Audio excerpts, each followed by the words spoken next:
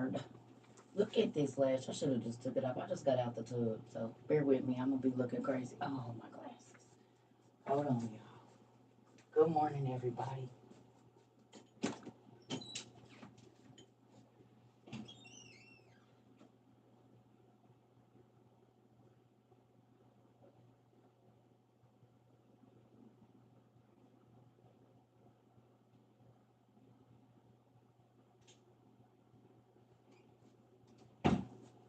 Ooh.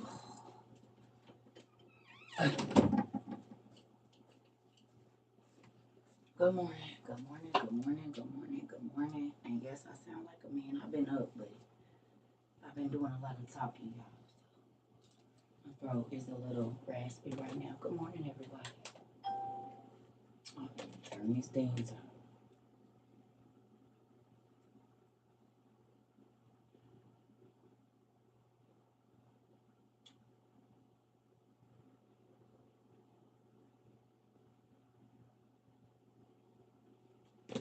Good morning. Okay. Ooh, how y'all sleep? It has been a rough week. Like this last 7 days has been very different. And I believe in my heart that's because things are moving more quickly. The spiritual realm is amped up right now. Who else can feel it in the air that the spiritual realm is? It's a lot going on. What the heck? Oh, I done dropped the dang. Oh, it's early. Ooh, family. Good morning, everybody. Good morning. Y'all feel it? You feel it, Isabel? You definitely feel it. Donna? Okay. Yeah. Yeah. You can feel it. It's just like thick. Anybody else feeling that? It's like thick. Good morning. You can feel it. It's like thick. It is. I mean, for me. I don't know how it is for y'all. Good morning. So, I was in the tub. Y'all know I'm forever taking a bath. And I started to cry, which normally happens when I start thinking about how good God has been to me. Who, I want to ask y'all a question, two questions today. First, will you go? If you can write, I need you to write this. Will I go? Can y'all write that down? Will I go? Question mark.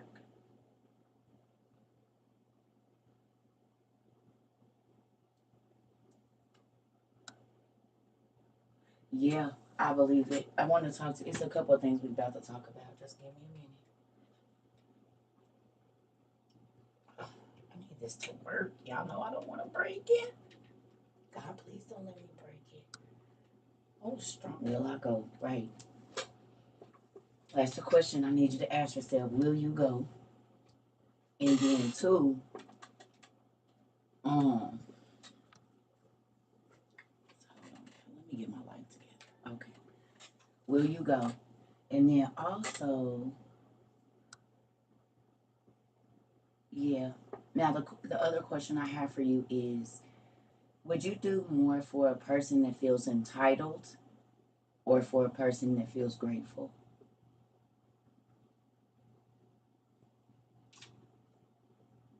Will you do more for a person that feels entitled or grateful? Grateful. Okay. Okay. All right. Okay. So let's talk about this real quick. Okay. When you start to complain about what you should have, when you start to fuss about what you should have already had,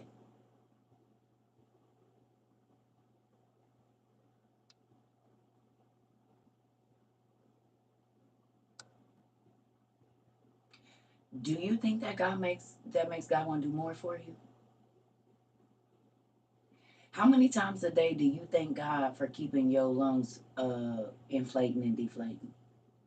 going in and out. How many breaths you take in a minute? When's the last time you told God, thank you for letting my heart beat? Thank you for letting my neurons fire. Thank you for letting my fingers work. Do you already thank him for letting your children be healthy and your husband be healthy? I mean, just simple things. Because you can get real complacent and real God, I should be, and hate your life, and I just can't wait till. But you don't already think about the things that he do every day in your house. The fact that everybody in your house woke up today. Somebody's chest could not have rose this morning and been at the table to eat. You could be sitting in a hospital watching them take their last breath instead of telling them to get up for school or getting ready for work.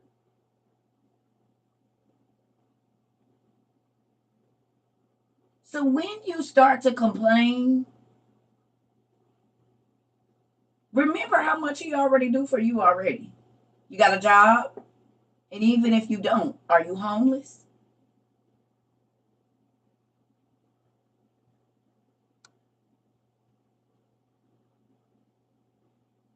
You got a car, it might not be new, but is you walking?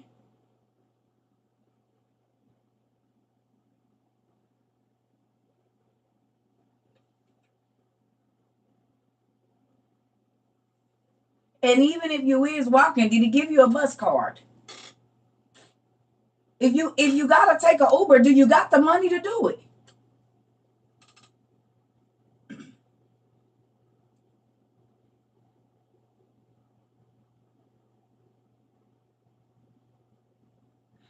Sometimes you see great things happening for other people because they grateful for every single thing that God do, so he does more. If you find in your heart that you feel like somebody is getting something they don't deserve or you should have that, you might want to check how grateful you already are. Because it's so crazy that everybody that's always talking about what somebody else don't deserve, don't be grateful for what God done already did in their life. Start listening to the people that's always complaining about how their life ain't and who they talk about. Well, you're not even grateful for what he already gave you. So why you can't even focus on what he gave you for trying to say what somebody else don't deserve?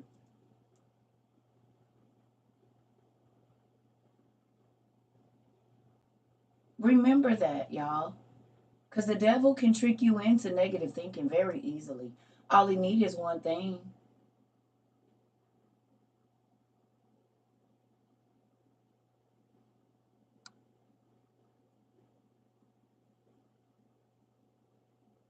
Your bank card don't work, the tire messed up, and everything that he did up until this day has no value in your life. See, this why. And instead of God, thank you for maybe keeping me from a car wreck. Because if the tire wouldn't have went flat, you could have been on a corner and there could have been a car that came straight through there and T-boned you. That could have been the thing.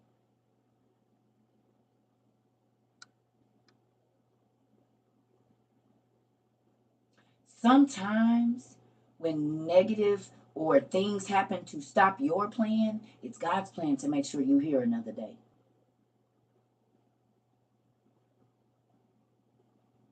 Do you understand? If your car won't start, it could have been an accident that he's keeping you from.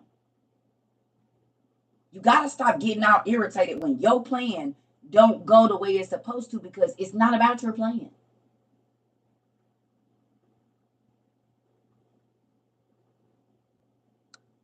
And you can push through it and then the tragedy and then you mad at God like, well, I didn't tell you. He said I let the tire go down and I told you to go back in the house and call in for work. You was too worried about that bag. And now you out of even more money because your car, now you got to go get a rental car. Now you got to call in anyway. Sometimes our plan be the rock in our own way. The wall, sometimes because we won't follow God's plan for our life, it's always going to be a rock because you're going the wrong way. So if you feel like you keep running into a brick wall over and over, it's because you're going the wrong way.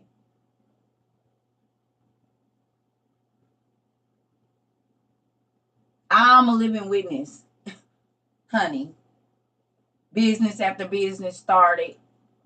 Moved from one end to the country to the other. Moved from one job to the other, one shop to the other, one school to the other. Oh, I feel it. Come on, Dad. Listen, I done been there looking. Oh, they not going. I'm about to. The moment in your mind that you say you are doing it, so don't nobody look down on you, you about to have a hard road because your intentions is wrong. And whatever you start wrong, which is from the thought to the action to the end, it's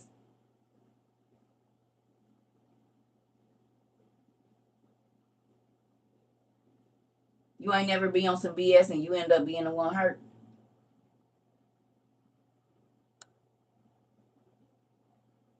Who? I know I have. I done been on some BS and end up being the one with the hurt feelings because I was on some BS.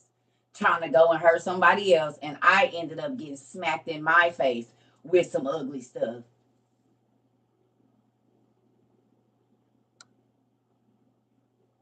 Come on now, Miss Donna. You be the rock in your own way. Because you won't go the way God wants you to go. And so then he can't give you what you asking for. Because you got a vision in your mind of how it's supposed to come about. But God has a different plan, I promise you, because the road that God took me to get to what he wanted me to do was not the way I thought it was going to happen. None of it. It was always some old weird stuff like, what do we just have to do? You could just do it. He said I could, but then you wouldn't value the walk.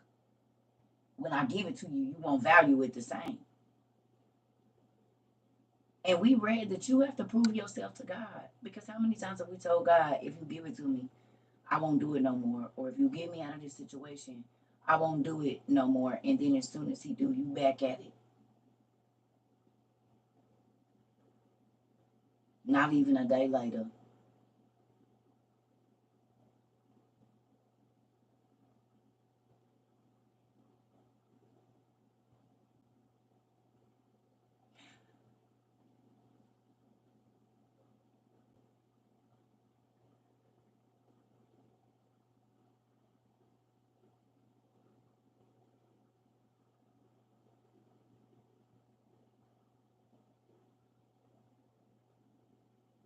You said, yep, got my A handed to me. And will.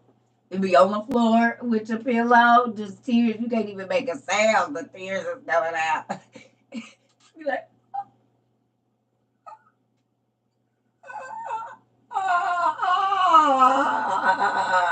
they can't even cry all the way your heart so hurt. Won't no sound come out. You like, oh Jesus, just help me, God, help my Lord, help my heart, Jesus. He be like, I did, and you ran right back to the person that stabbed it again. They stabbed it on the right ventricle this time. How you feel? Yeah, right? Nope, you're not. Look at you. Get up. Get on up off the floor. You might as well get up and pick yourself up and start over. You said I just got in class and got popped on the hand. Uh-oh. You said my body got several scars from learning the hard way. Me too. Mm, baby, I'll be like, ooh, I remember that. Ooh, I remember that. Ooh, yep, remember that too. Listen, good morning. Listen, y'all. That's why I said it's about learning what God wants you to do. Listen, listen, it's about learning what God wants you to do. I done had so many plans for my life. 1,000, 1,000,000, gazillion, trillion, gabillion, quintillion. Oh, telling her, good morning, pumpkin. The Holy Spirit wakes up and chooses violence. She said, when the Holy Ghost wakes up, choosing violence. And do, he does. So, my question to you again is, would you do more for a person that is grateful or for a person that feels entitled? And I can tell you, That entitlement comes from Lucifer. He felt like because he was born first and because he was this and he was that, that he should have the best, even better than what God wanted to give him, even better than what God had already made him. He felt like that wasn't enough. So you check yourself every day and make sure that that spirit of Lucifer is not creeping in, that you feel like you owe more and you ain't got it and you shouldn't be living like this, because God can easily flip it and it'll be a different way.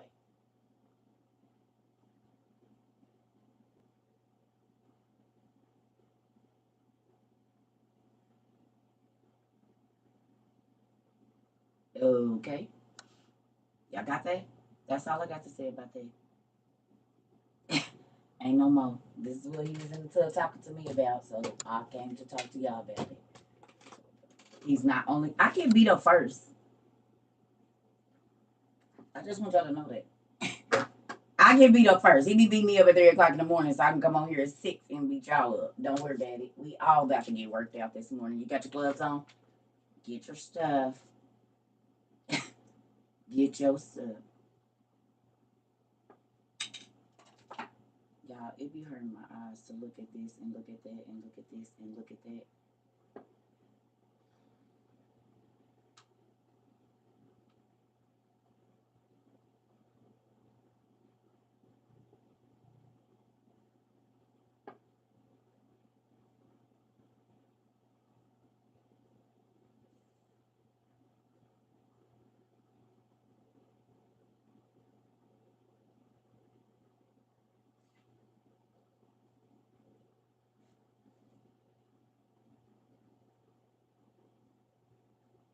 All right. Could be a lot worse than mine, right? It's not saying you can't cry about your situation. Just don't make it to where every day you complaining, because it can get worse. I promise you. I learned the hard way. I'm only talking to y'all from experience. I'm in a tomato throwing mood already. It's only like 5 o'clock, 6 o'clock, 7. Can I get a 30-minute run first before we get tomatoes and vegetables going this morning? I'm a little tired. I don't know if I can dodge them today. You said the whole fruit salad. Mm-mm. So listen, I know it's early or late, and so I need y'all to go to Genesis with me, because who's heard the story that I told y'all about God taking me out of my mama's house at 11 years old? Y'all heard me talk about that this weekend? That I've been on my own. Y'all have heard me talk about it. I've been on my own since I was like 11, right? But I say I'm thankful that she did that, because I wouldn't know God the way I know him if she had not done that, right? Everything worked out in his plan for those that love him, I promise. And I love him, and it worked out for my good. I promise it did. Okay? So, I need y'all to go to Genesis 12, ERV version, preferably, please. Yes, good morning. Good morning, good morning, good morning, sis. Good morning. Yes, 3 o'clock sometimes. I've been pulling doubles. Who, my mom? No, I found out my great auntie died. And my mom is a person that doesn't handle death well. So when a person that is connected to her dies, she goes through this whole process. She probably won't answer her phone for like 2 months. If you talk to her, she's going to be crying. She's not only going to talk about that one person, she's going to bring up all the people that have died in about the last 2.5, 3 years. She's going to talk about how it's a whole process for her. Oh no, it was my aunt, it was my great auntie. Listen, y'all, I haven't been around my family since I was 11. So it's people that I met when I was a kid, and I should be close to them, but I don't go to no funerals or nothing. I don't go to no family reunions. No, no, no, no, no, no, no, no. Listen, y'all, listen to me. And this might sound ugly. It's probably only two people that I grieved for that passed away, and that was my granddaddy. I'm being honest. That was my granddaddy and one of my good girlfriends that I met a couple of years ago. Death don't affect me the way that it affect other people. And I'm not saying it like, oh, it don't. I be sad that it don't, but it just don't. Now, if it might be one of my kids, but I'm gonna be honest, like when my mom passed and she passed before me, I my brothers, I mean, I love them, but it won't affect me because I've been away from them so long. You know what I'm saying? I've been away from my family for over 30 years. So even though that's my blood, I hate to say it, y'all. If it ain't my kids or probably my grandkids, my godmother. Now listen, I don't even want to think about that. I ain't gonna lie to you. Now, my godmother, oh God. I just pray every day, Lord, let her live as long as me, Jesus. I can't live without her. Now, that's one that's gonna take CERCA out. I'm telling y'all right now. If he take my godmother, yeah, I don't know what I'm doing. I don't know what I'm gonna do. The lady I be telling y'all about, yeah, nah, he take her. Oh God, help me. Now that might be the time that I understand if it's one of my children or grandchildren or her. Yeah, you know what I'm saying. As far as like something really being heavy on my heart, I can be honest. I try not to even think about God taking her off this planet. I don't even want to. I don't even want to. I don't even want to. You hear me? I don't even want to think about that. That just make my hands sweaty. God, please leave her here with me. Cause see, I don't buy into the blood thing. I learned the blood thing ain't nothing at a very young age. I'm gonna respect you, but blood don't mean more to me than the people that got sent in my life, and I understand now. Cause my blood left me hanging all the time, but the people that got sent, they ran for me. They came for me. They checked on me and my kids. They made sure so that whole blood is thicker than water lies. Mm-mm. Cause the water of the baptism, honey, had folks coming for me. You hear me? The blood of Jesus and the water from this side had folks coming for me. That family blood didn't do nothing. Yep, solution. They a nigga drive by me. My mama drove. Oh, that was crazy, boy. It was cold. I was like 13. Boy, my mama, I don't know where she was going. It was like 6 o'clock in the morning. It's cold. I ain't got no jacket on or nothing, baby. And she saw me walking and drove right on past and went to her warm and comfortable house, honey. And did. Come on. Water do be thicker than blood, auntie. Yes, she did. And then called somebody, say, I seen her walking. Damn, you couldn't give a ride? Like, damn. That's why I said CERCA had to endure some crazy stuff, y'all. I used to be like, and then have to go back and take care of them very same people. Go and beg God for their life and everything. It's crazy. Oh, yes, baby. Honey, I didn't listen. It's all in the journals. Maybe somebody will put it out. My kids, if I go there, they'll share the story with y'all when I leave because it's all in my books. Yes, I lost a brother and a nephew in a car accident. Holy Spirit continue to help us through the process. He definitely will. We all got a line, y'all. We all got a ruler and scales that come along with this soul. And y'all remember we read that? Who remembers when we read that? That it's a ruler and a set of scales that come along with your soul. It's a ruler. That ruler is your length of time. And then it's a set of scales to weigh your good and your bad. Every soul come along with a set of scales and a ruler. Your time length and then how you lived. I think what they say Anubis in the Egyptian culture is the person that does that. So now I want to say this too. Who remembers me telling y'all that before I got locks, I was always bald head?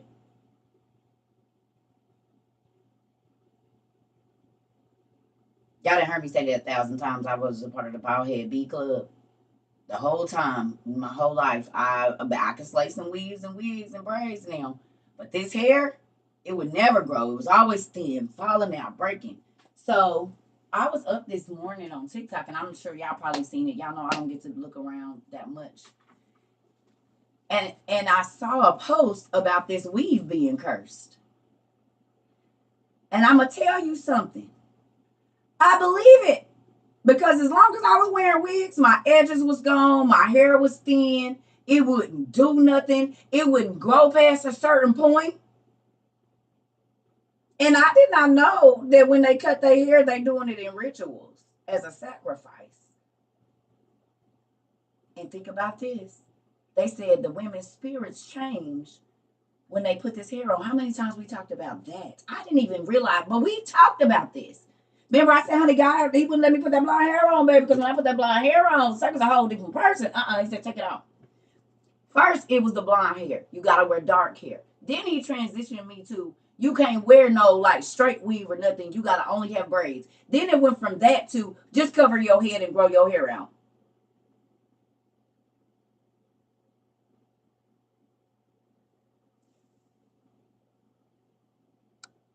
That's why the wigs got a different name, just like demons. And depending on the wig you put on, it changes your attitude. I know this, baby, because I had plenty.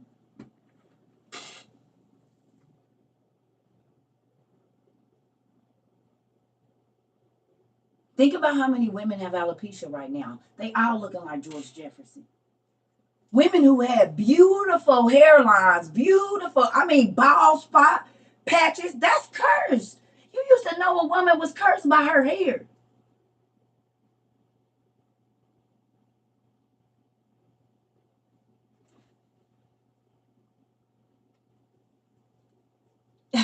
Now I see why God told me I couldn't wear it no more. It hurt my heart, baby. I love my weave, baby. I've been wearing weave since I was like 8 months old. No lie. My mama started putting Connecticut in my hair when I was like 8 months. And I was always bald head too. I was always bald head. I mean, I had a little bit of little something, but it would I had to put some tracks in it to fill it up. I had to. Satan did cut off Joe's wife's hair and did. And then chased her through the city saying, look at her. She's so broke, she got to sell her hair for bread.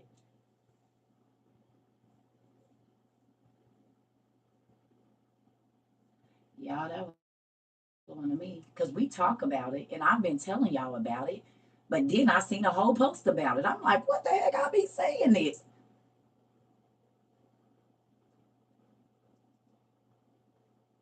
Mm-mm-mm. Ain't that crazy, though?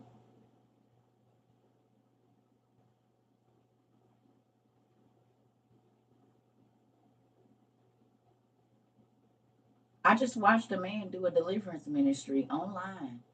And the lady started naming all the demons of hair from India and China.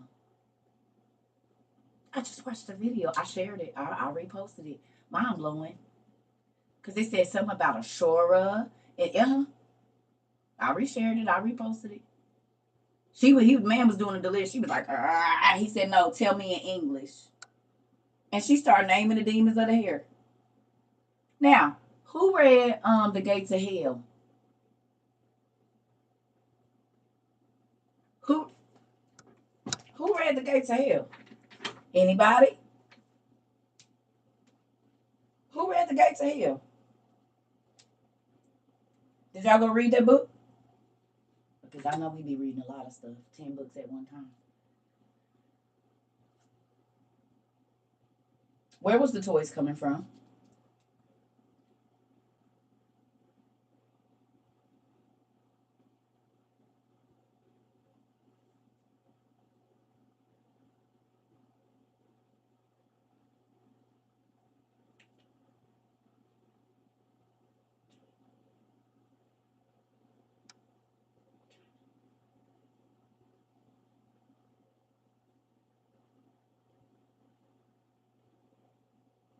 And what infiltrated each and that last every one of those toys? As soon as they broke ground for the warehouse, the production company.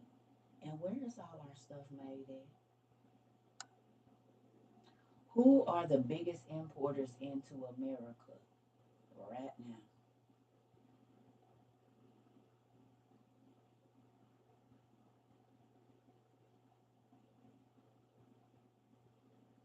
If you haven't read The Gates of Hell by Brian Stewart, you should do it. It's a very interesting book.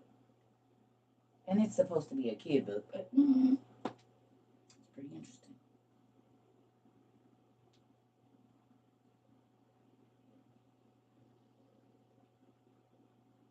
Pretty interesting. The Gates of Hell. I think you can download it. It's by Brian Stewart. You can download it, and some people that just went and bought it. You can download it, but you need to have your teens. Like if you got a teen or a teeny bopper, what is the tween that like to read? Good book for them. Yeah, it's real crazy. And if you have read it, it's a very I'm telling, and it ain't that much. It's a little pamphlet like book, but it's interesting. You got rid of those toys fast. Listen, oh, you read it. Listen, yeah, you can download it, Miss Gilly. Okay, you can download it. Oh yeah, parents, they got grandkids. It's Christmas is coming up. You don't want to read that before Christmas. You want to do that? Okay, hold on, let me see. Um,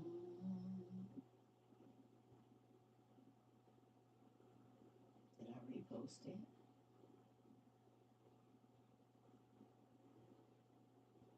Dang it, I don't even know if I reposted it. Darn. Is this it? Oh yeah. It's more than just weave, y'all. Look at this clip. May sound to some, there are mid-southerners who believe that the hair could be cursed. WMCH News 5 Erica Phillips reports it's a theory that's taking on a life of its own online. Search the words cursed hair online. You're cursing yourself. You're even cursing your marriage. Who researched cursed hair online? Who even thought to think of cursed hair?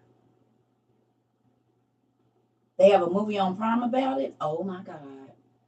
But wait. I want to show y'all this. Look here. See now. Say it in English. Now what is they transfer it to the hair and they sell it to you. Then it's transferred to your body. Want to be one of my girls? Yes. You came all the way from India? This must be the movie. Hold on. Things you just take on the spirit. And what was on the spirit of those hair? Ew, some people that donate their hair. And what does the hair go to? They get sacrificed to demons. Now what is and they sold out to the hair people and they get 2 weeks. So what is your hair? What is your name? I am Spirit of Beats. And what country did you come from? China. China. So listen to me. What spirit has entered her from the hair? Indian spirit. The spirit from India. What are the spirits called? What are the spirits called? Say it now. There are Indian names. Say it in English now. Shalom.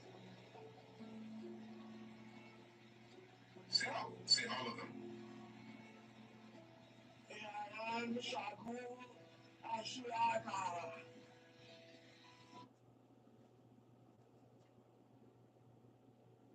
Sharon? A lot of people got a wig named Sharon. It's a lot of wigs named Sharon, baby. Sharon? Sharon? Ashley? Ashura? Every wig got a different name, y'all. Betsy and this and that. You said run into my closet. Come on. Oh, girl, this is Betty, honey. And Betty gets it done.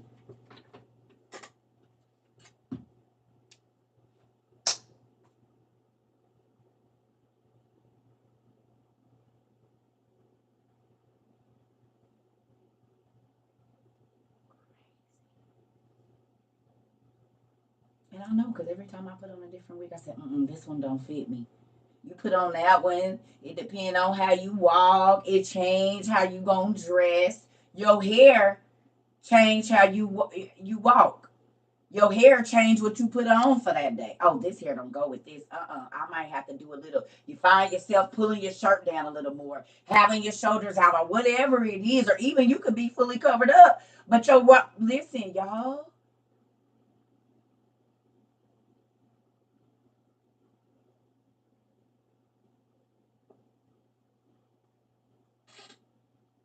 I'm telling you, Circa ain't never in her whole life had this much hair. My hair has never been this full. And I have worn weave probably since I'm not joking. My mom used to put braids and beads. I had my auntie because I was bald head. But I've been wearing weave since I was 8 years old. I mean, 8 months old. They was putting braids and beads in my hair. And from then on, I mean, my mama took me to the beauty shop. And yeah, I had a jerry curl, but it was always some braids. They putting some connect line in it. Where it come from?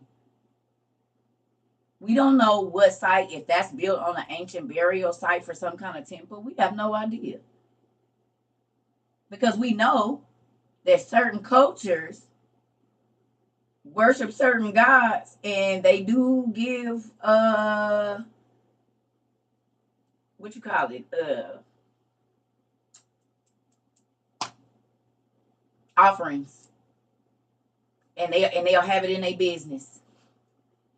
They'll have a big old Buddha or a big old whoever in their business, and they're offering to the God to bless their business. And what is their business? Selling hair.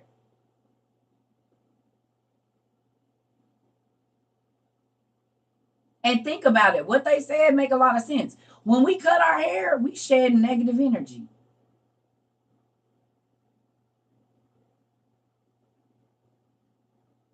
When a woman shave her hair, it's something she don't want to be attached to no more.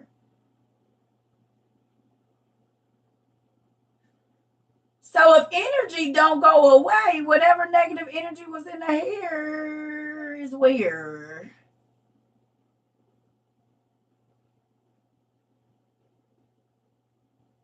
You had hair to your waist and cut it off in July. And what changed in your life? Something you didn't want to be attached to. You said, and I was about to put a wig over my locks last week. Come on now. Facts, I cut all my hair off and did. Listen, I, I'm a living. I didn't show y'all all the pictures of me with weave. I didn't show my hair for over 20 years for real. And it just kept getting worse and worse and worse and worse and worse.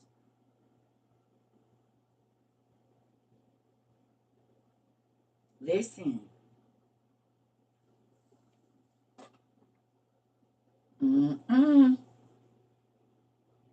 You said I was about to bust a Britney.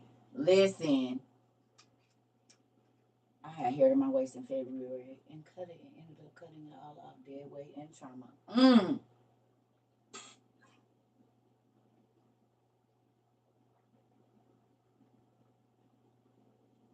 I'm learning, y'all.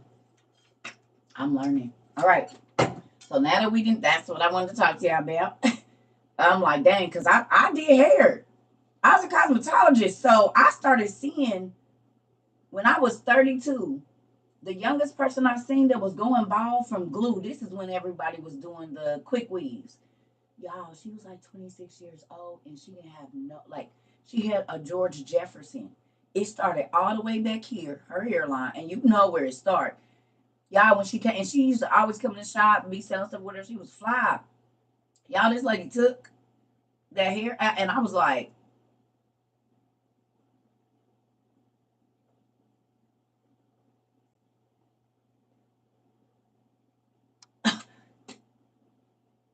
you too young to be this bald.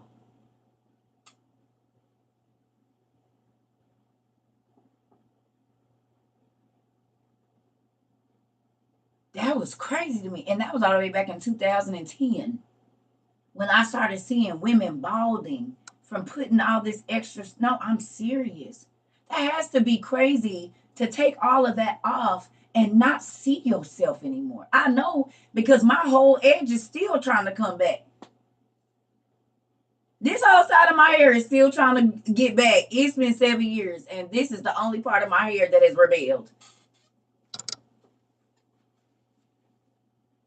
For real.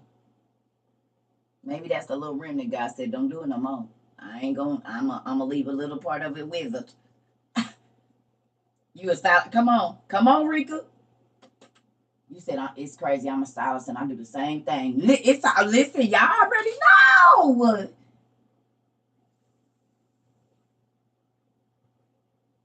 Listen, it's a real thing.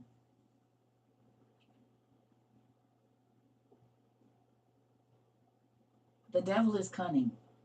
Who believes that? Who's starting to see that he'll use whatever he can? He don't care.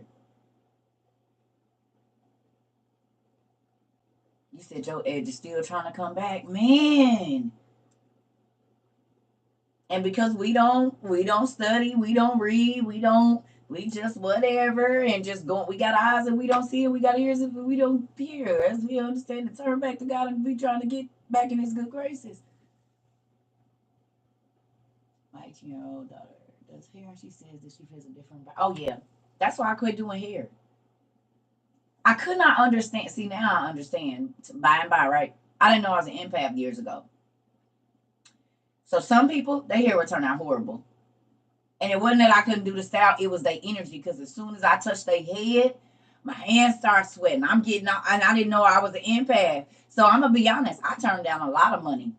If I go to do a consultation with you and I put my hands in your head, because I might have to be in your head. I used to do singles. It used to take us 2 days. So baby, I can't, and then I be irritated. It start taking me longer to braid. My kids start, oh no, honey. And I walked away from here for that reason. Yes, honey. I quit doing hair because when you touch a person's hair, girl, weave that should have took me 2 hours to be taking me 6 hours if your energy ain't right. Because I'm messing up. I'm dropping the comb. I didn't even understand what it was until now. Well, maybe a couple years ago, and I was like, yeah, nah, people like, you braid my hair. No. Mm-mm. Yeah, it's a real thing. It's a real thing. Oh yes, honey. Hairstyles that should have took you 30 minutes to take you 2 hours, it's that person. Mm. I don't deal. That's why I don't do hair no more. And don't and ain't because and then you be trying to shake that emotion off when you didn't have your hands in this person's head for 2 days. Ain't no money worth me not being able to shake this mess off. Oh yes, I don't play. And y'all see my micros. It used to take me 2 days to braid people here, 32 hours, because they like those little micro things y'all be doing there with the lots. I was doing them micros years and years and years ago, baby, and it's taking me 32 hours to do that. I'm sitting there, oh God, no, I don't want to. Yes, honey. No, Miss Courtney. And one of my teachers in school, she told us. She said, "Look, all money ain't good money, and everybody can't sit in your chair. That's barbers too, stylists, nail people, whatever. All money ain't good money." Every time you would go to this one girl, you feel dizzy and dehydrated. I believe it. Cause if they spirit ain't right and they playing in your head, it's gonna transfer. I didn't let everybody do my hair. I only had one style. Listen, mm-mm. I had one stylist for years. Like when I was young, my mama took me to different people. Once I was grown, I went to the lady that was my teacher at school for like 4 years, and then after that, I just didn't go to nobody. So, ladies, y'all be careful. Men too. All right, y'all. We at Genesis 12. Let's bust this real quick. You cannot find my book list.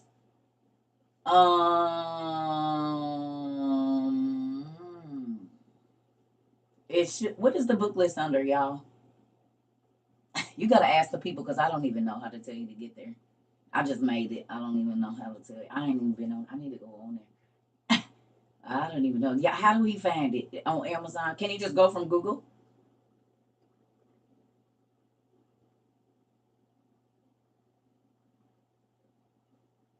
Thank you, Mr. Bill. I don't be knowing y'all. It be too much. The Amazon storefront. I don't be knowing. Some people say they can get there. Some people say they can't. I don't know how it works. As y'all can see, who was excited that Jimmy J6 came in our live yesterday? And what we have read about for over almost 2 years, even though we knew he existed, we got to see it in real time. Was anybody else thinking about that? Because I was so excited. Thank you for all my pictures because I didn't get a chance to look at all of them. Ooh, that was so cool. It was so cool. Yes.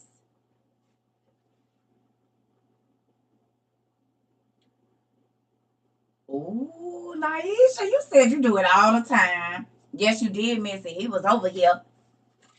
He came in here. It was cool. He wasn't here for long because he was just gonna stand up and keep his hands up. You know, we gotta. I don't know. Jimmy J6, the guy with 6 fingers, and he lives in Kenya. Did I post it? No, but Queen did. Cause you ain't gonna be able to see it because he wasn't on YouTube. He was on TikTok. Oh, I guess I can go back in there. I forgot that I could download those and post them back on here. I ain't even had time to do that. Oh, excuse me.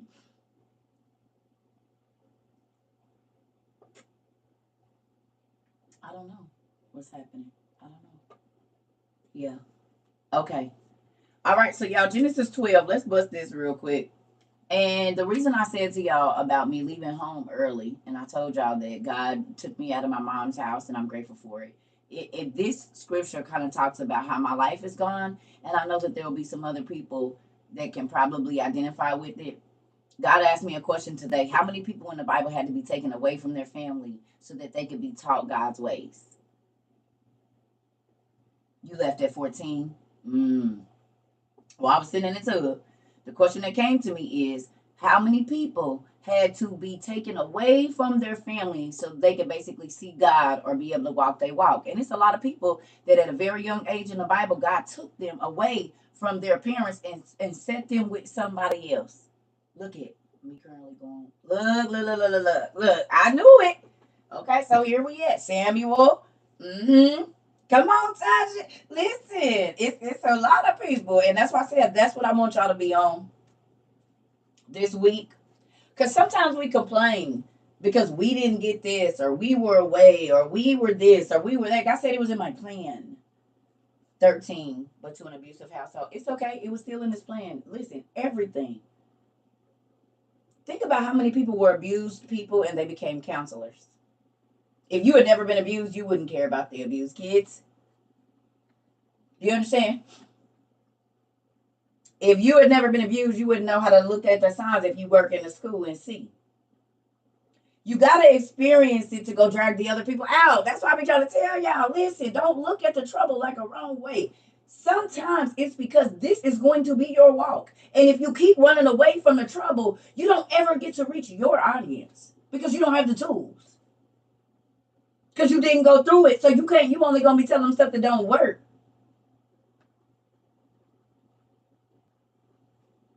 Exactly. Whether it be drug addiction, whatever. If you don't make it through, you can't tell nobody nothing. So you got to experience the ugly to have a testimony so you can tell them, no, I used to be you. I promise I did, honey. And run it down to them. They're like, I would have never thought, because God can clean you up too. He can change you. He can do this. But you got to go through it first. And don't nobody want to be down bad, but that's where you find God. When you be down bad, and then a human can help you, and God come through, that's what starts to build your faith in Him.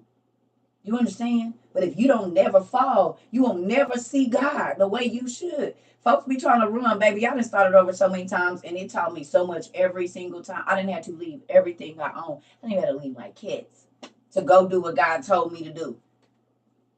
And people say, oh, God ain't going to make you leave your kids. What Bible you reading? Okay, let's not even go to the Bible. Army, Navy, Marines, people in the armed forces have to leave their families unattended to go. So we ain't even gonna say in the Bible. We just gonna say in a regular job.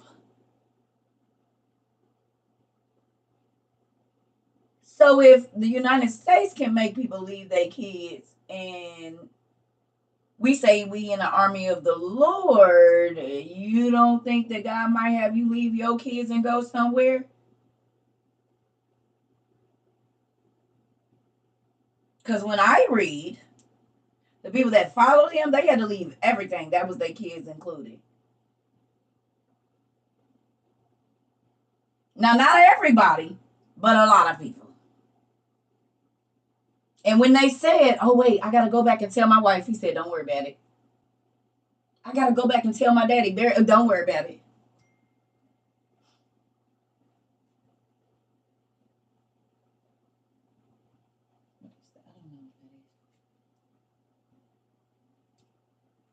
You hear me? There are some things that God, like I look back, my biological father did not really come around. I think the first time I met him, I was like 7. Then I seen him again around like 10. And then around 13, I went to like live with him. I will kind of be in his space. And I was always sad that he wasn't around. And then I got around him and I was so happy that he wasn't in my life. I was happy after I was around him for no more than a year that he was never in my life. And I was young. I was only 14, but I was like, bro, thank you, God. I would have been a completely different person if I would have grew up with you. No, for real. I would have been a completely different person if that nigga would have been in my life, and I'm so grateful that he wasn't.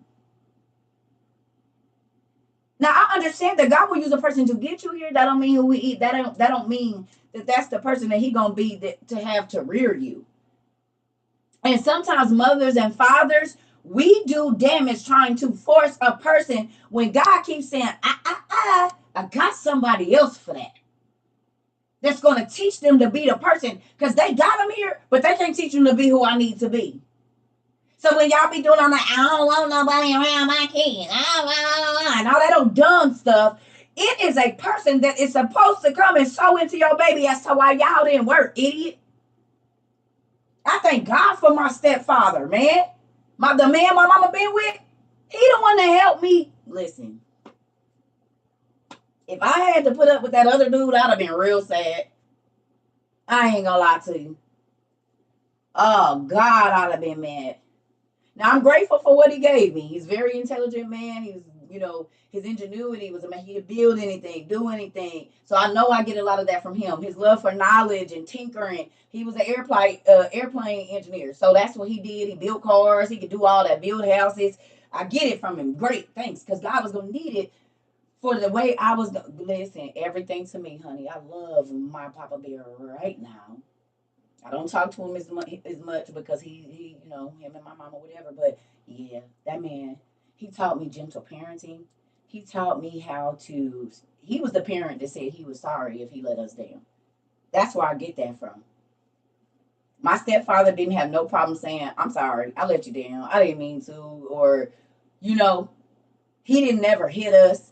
He'll just make you feel real stupid, like, because he didn't have no biological kids, so. He'll say stuff like when you get in trouble or you do something stupid, he got this real deep voice, real big man, and he'll say, I'll give you books, you eat them. And just walk away. And you'll be like, my mama come in hollering, slapping you upside your head, you like, whatever. But that nigga said, I give you books. He called you real good and stupid and just walked away. Or he would lean real close, because he used to get him a couple innings. He'll be drinking. He'll lean in real quick like this and say, don't be dumb and stupid all your life. Just bits and pieces of it. And he'll look at you like this and then just walk away. What do you do with that? What? It has to be like this. I don't want to be dumb and stupid all my life. I just want to be dumb bits and pieces of it. Like, all that my mama said didn't mean nothing. That nigga come in and say a little bit of his thing, and then it make you change your whole life. He said, don't be dumb and stupid all your life. Just bits and pieces of it. Got you sitting in the corner holding your heart, trying to figure out how many times you'd have been dumb and stupid. Like when mama come in, she yelling, hitting you with the belt. You there. That's a whooping. I'm about to be over this. But that nigga used to have me in a whole trance, walking like I gotta get smart. I got to quit making stuff. Like, listen here, that nigga used to have me. Jesus.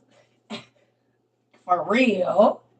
You said my mama. Listen. And he didn't have to hit me. He didn't have to belittle me. He actually wanted us to do better.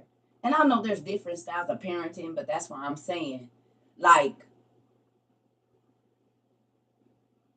I'm grateful for him. And so I tell you, don't try to force nobody to be in your child life. If God has taken them away, you let that be. He's going to send someone that's going to be able to mold your child into who he needs them to be. Because when y'all see a lot of me, y'all see my stepfather. I promise you. And how he moved and how it ain't my mama. Now that rowdy, that's my mama. Ready to snatch a nigga, and that's my mama. That's my mama. She ain't about to play with you. It's to the point, cut. I ain't standing no more. That's my mama. I cannot even tell you, other than the way me building and tinkering and loving knowledge, anything that I identify with my real dad. But so much of my character is from my stepfather, man. How I treat people, how I look at people, everything is my dad. And he don't have no biological children. And raised 4, and now he got over 20-some grandkids and great-grandkids. Nuts.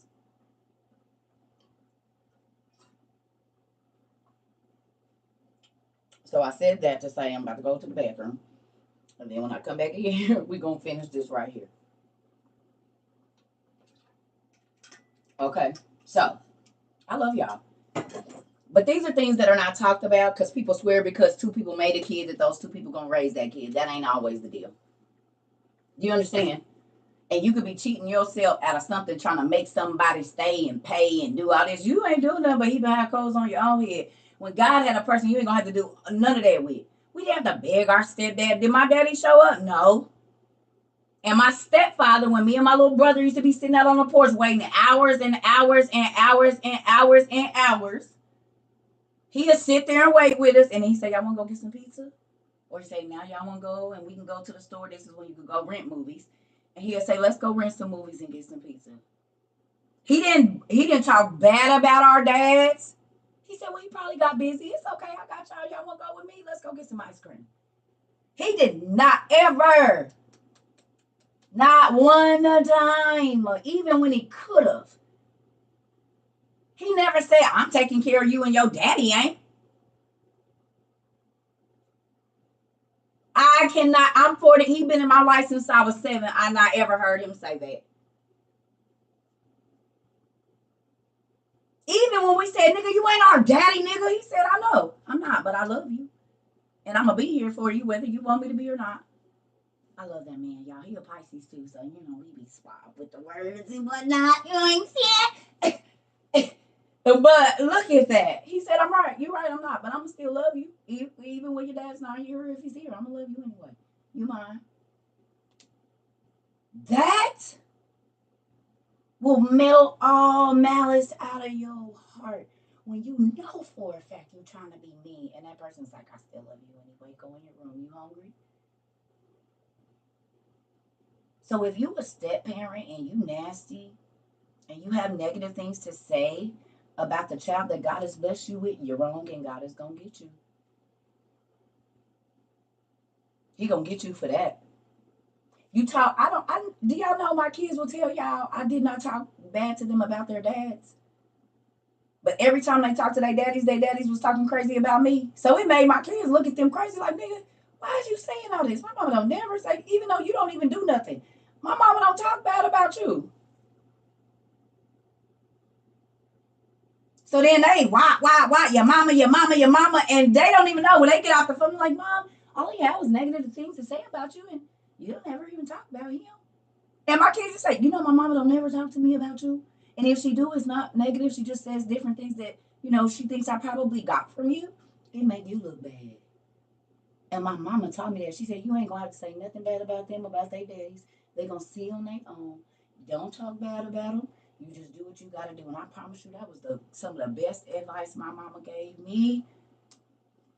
Man, because they still showing their true character. Right now, my kids grown, and they be running that, but my kids have seen me walk, sleep on the floor, go without eating, do whatever I had to do to make sure. And I didn't talk bad about you, nigga. I didn't say nothing. I just got it done. They know how many times they could call on you for something, and they know how many times I was going to raise up out of a dead sleep and walk in the cold to go get what they need, baby. They ain't crazy. They can see. I don't got to talk bad about you. I don't gotta say nothing because you doing what you do shows it all. You don't have to talk bad about the mama, the daddy, the grandma. You don't gotta talk bad, especially not to the child, because guess what? My mama told me if you do it, it's gonna end up backfiring on you. It's gonna end up backfiring on you. So don't do it.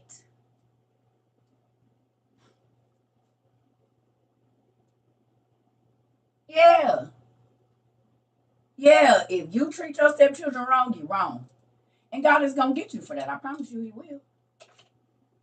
You start to see stuff go on with your kids, and the more bitter you treat this one, it's gonna be a whole bunch for yours. You only get what you sow, and you get more of it over here. So keep being evil and angry with them babies. And God love kids too. Boy, you playing with fire.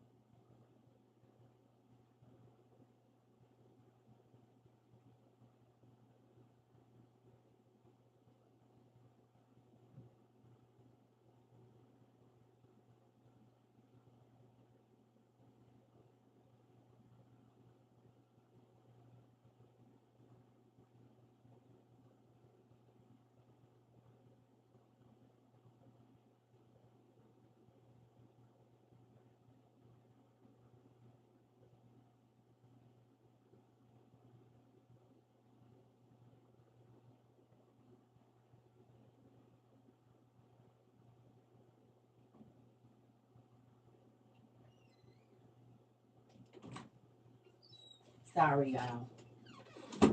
Okay, this ain't gonna be long, but I wanted to get this out because I think it's gonna be very important. Y'all still love me? I still love y'all, even if y'all don't. It's okay. Even if y'all don't, I'm still gonna tell you. So, love me or don't, I'm still gonna say it. There's that. Just look at. Okay. All right.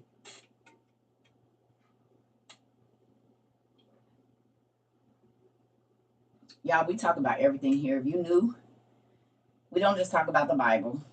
We talk about life in general because there are so many people that did not get tools to life. And it don't matter how old you are, you can always learn something or a better way to do it. You struggle with this. Okay. See? So now you see why I be mad when people try to come in here and control my class and tell me, okay, that's enough. You've talked about it long enough. You need to move on. No, I don't, because there's somebody in here that needs to hear what I'm saying just right now. Everybody don't have the same test, and God will stop what we are learning to speak to a person's spirit and then get us where we're going. We talk to people all over the world. It's people all over the world in here. You are not the only person in this class. And this ain't church. I know they only stay on one thing, and y'all get vegetables. You get green beans at church. And I'm not saying everybody church, But y'all only have green beans. We got beans, greens, tomatoes, ham hocks, and the like. Chicken in the back, roast over there, some steak over there for those folks, and the rabbit food over there for everybody else. And the non-dairy, non-meat, non-egg, non-gluten, that's over there too. That's way, way, way, way over there. The fake eggs and stuff, they over there. We put them over there, but they here though. They here. The rabbit food and the fake eggs in the package that look like eggs, but they not eggs. They right over there. You just go right. Yep, see them. You'll keep walking right there. You see them? That's where they at over there, far away from the meat, the non-food people. Right, right. Them people. Let me leave y'all alone, for they come for me. You know they ain't had no protein in a long time. So, no.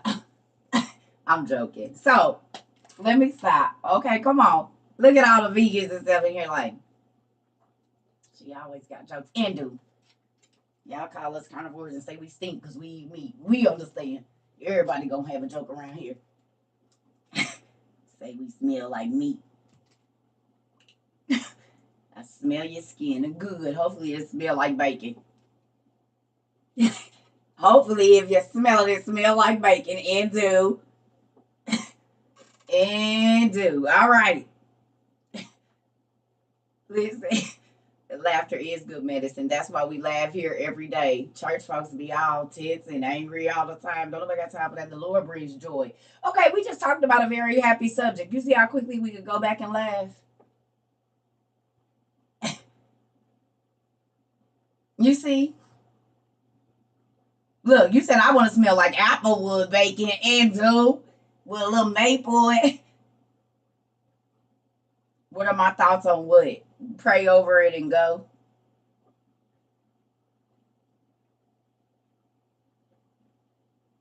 See, that part.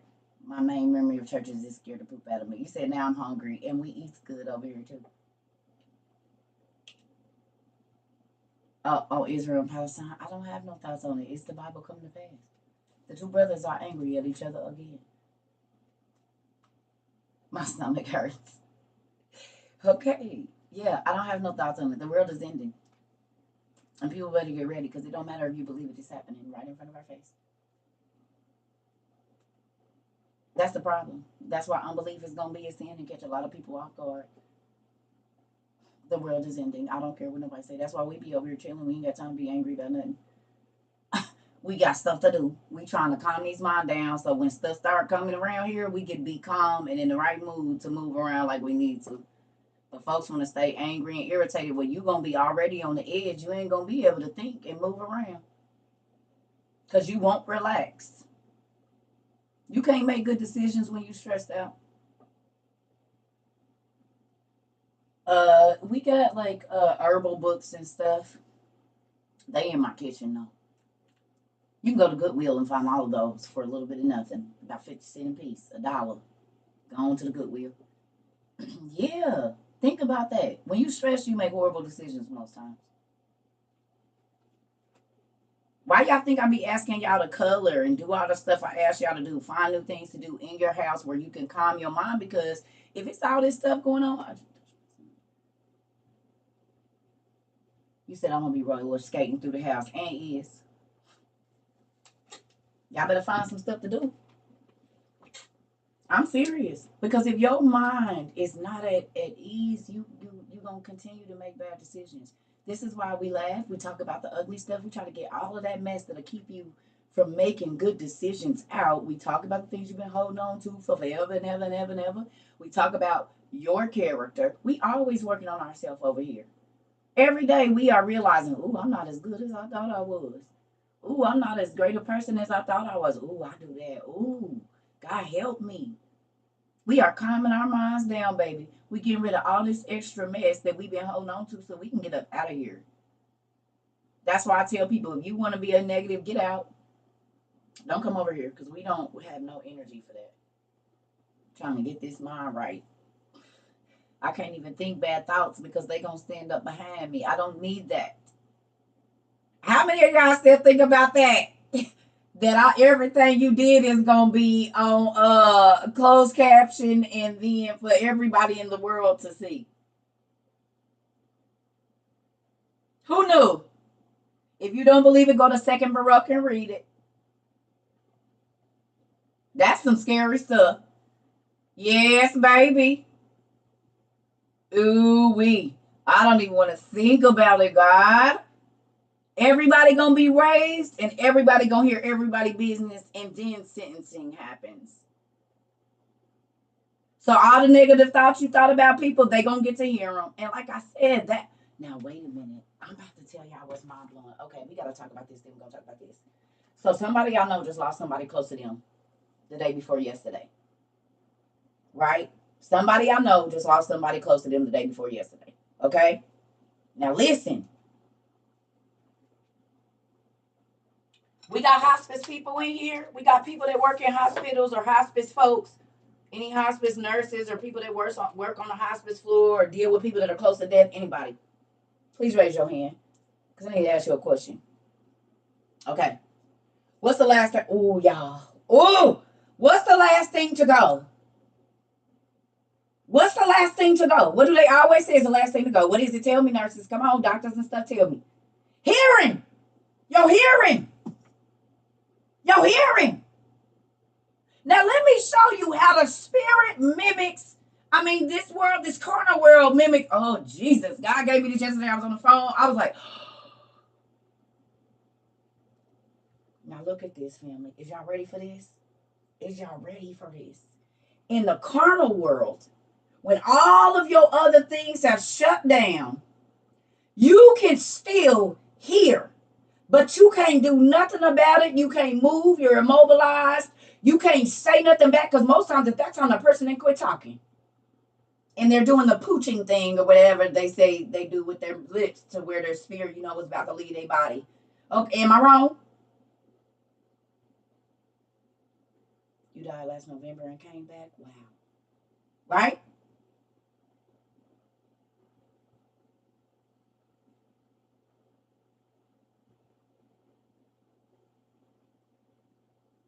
Most times when you at that point, you can't talk. Right before you miss a couple of days or whatever, a lot of people quit. I know my aunties, them just, they passing. They quit talking. They say when they quit talking, they quit eating. It's soon after that, right? But they can still hear everything you saying. Right? Now look, how many times have people been in the hospital and the people around them was talking bad about them because they think they so out of it on the medicine that they can't hear. So they get to hear all of what they family members, good or bad, is saying about them, and they can't do nothing about it. They can only hear it. They can't move. Transition is happening. They can't move. They can't rebuttal. They can't do nothing. Oh, y'all, I feel the power of God. It's so crazy. Now, look. Do y'all realize what we read in Baruch says that exact same thing?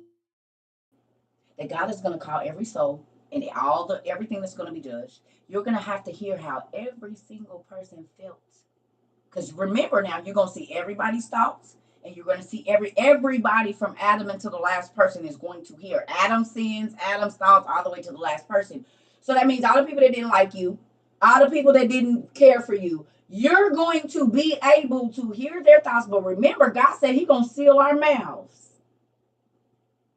Y'all remember we read that? It said He's going to seal our mouths so we ain't able to talk. So then you just got to hear all these crazy things that people think about you. And if you don't make it to heaven, you don't get to forget that. Because remember, one of the things of torment is you don't get to forget nothing of this life if you go to hell. You have to be reminded of all the times that you didn't forgive, that you wouldn't let stuff go, that you purposely sinned. And you have to remember all of the things that people said about you. So in death, it's exactly like it is when the spiritual death is going to come.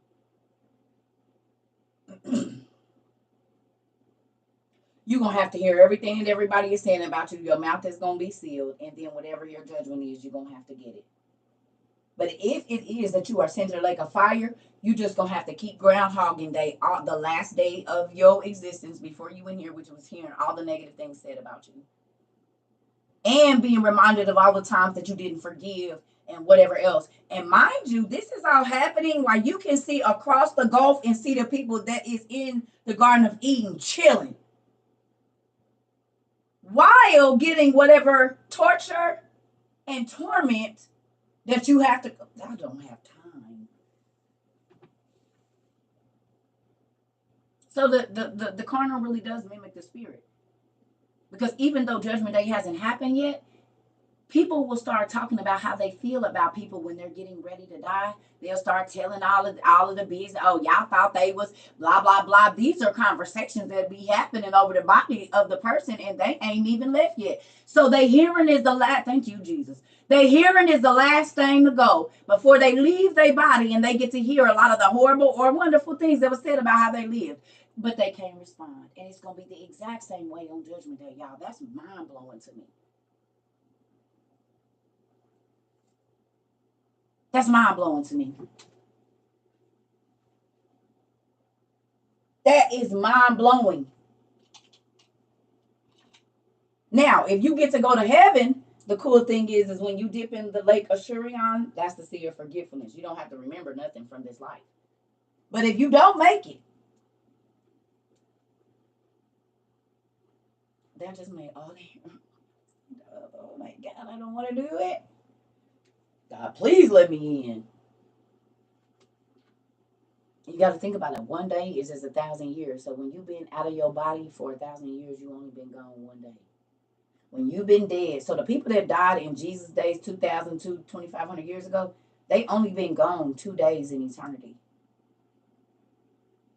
It's only been 2 days for the people that died in Jesus' days. It's only been 2 days since they left their body. Could you imagine?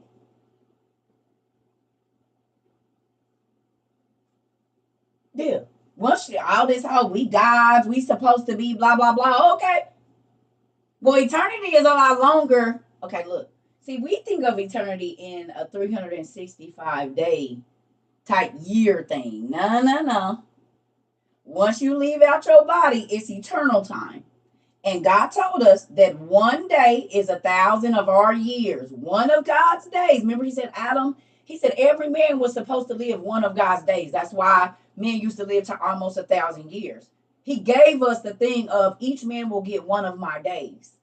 But when Adam sinned, he started lessening the time. So Adam lived 70 years shy of 1,000 years. He almost got to see one day in God's eyes. Methuselah lived, what, 969? I think Methuselah lived like 969 or something like that. So he's the one that got the closest to one day in God's eyes. We were all supposed to get one day. 1,000 years. So think about this. Adam and Eve only been gone 6,000 or 7,000 years. Don't let these people lie to you. It ain't been no 100,000, nothing. And I'm going to tell you how you should know. Google for me when they say that writing showed up here. I guarantee you it's about 5,000 years ago. The first writings, they say, came 5,000 years ago. The first literature, whatever, these archaeologists, 5,000 years ago. So that lines up. That Adam and Eve have only been gone 5 or 6 days in God's time. Jesus and Paul and them only been gone 2. And we read in the Old Testament Supergrapha that it was going to be a period of 7,000 years that this earth was going to be moving. So that whole 1 billion years ago, lies. Lies. Lies. Because if you go look, they say it's only been, what's the name, about 5,000 years. So then what happened to the other 100 billion years? They wasn't writing or nothing in. It started in Mesopotamia, 3,400 BC. Okay. So who lying then? That's the first signs of human life and all of this. If you look at them timelines, it line up with what the Bible say. That it's only been roughly about 7,000 years.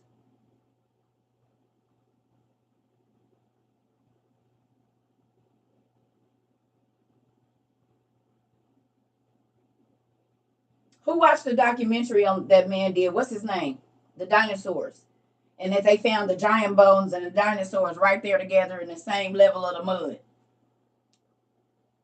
And they found the half-eaten human bodies like jerky right there. All they'll find the bones to this person's body. Then 200 miles up, they find the rest of the top of the body spit out.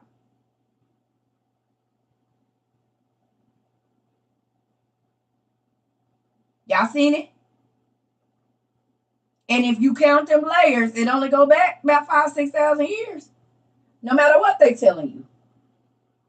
No, it was a white dude. It wasn't Morgan Freeman. Nuh-uh. It was like a white it was like two white pastor archaeology dudes, not Morgan.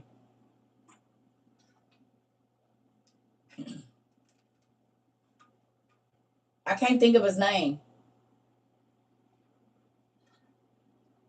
Y'all know the one I'm talking about?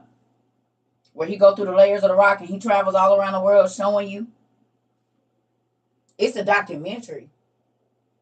Somebody just seen it. Is it Ron Wyatt? Yes, the two. Is it Ron Wyatt? Is that his name?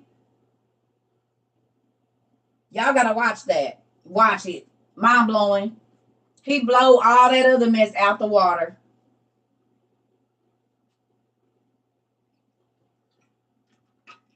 I don't know where it is, but I guess it's Pastor Ron Wyatt. Oh, I have to change that. Listen, it's called Ancient Apocalypse. I don't know if he found Christ's blood or what. What is it on, y'all?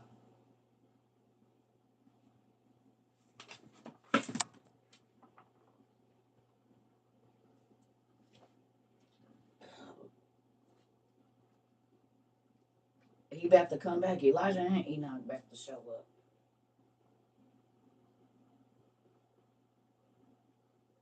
He has been debunked by who? The scientists?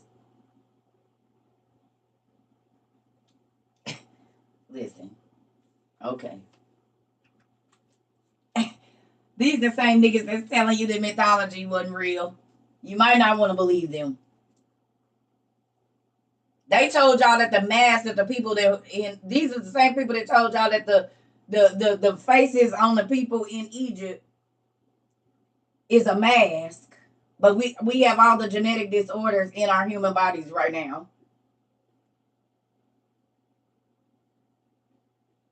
Debunked where? How you debunk something that's still showing up? We just was on the phone with a man yesterday that got 6 fingers. And they told us in y'all little ancient aliens things that the aliens had 6 fingers and came down and probed the women. They sure did probe them and created babies. They be telling y'all. And they call them the Anunnaki gods. They even show y'all the things and everything. Come on. Debunked what? And they telling y'all the same damn story. What they debunking? They telling you what we read in the Bible every day. Debunked where? Come on. Y'all gotta look further. Ooh. So they talk about the Anunnaki coming however long ago and it's real. But when we talk about the sons of Anak that's mentioned in the Bible, that's a fairy tale. Okay. It says they came from the stars. We just read the story about where the angels came down to try to be the watchers. Like, debunked where?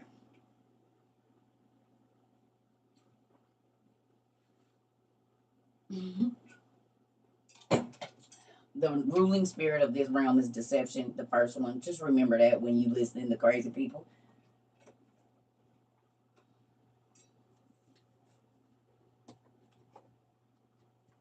Listen. And that's why I started doing my own research and realizing, who remembers me telling y'all about the calendar trick they used on y'all? The calendar trick.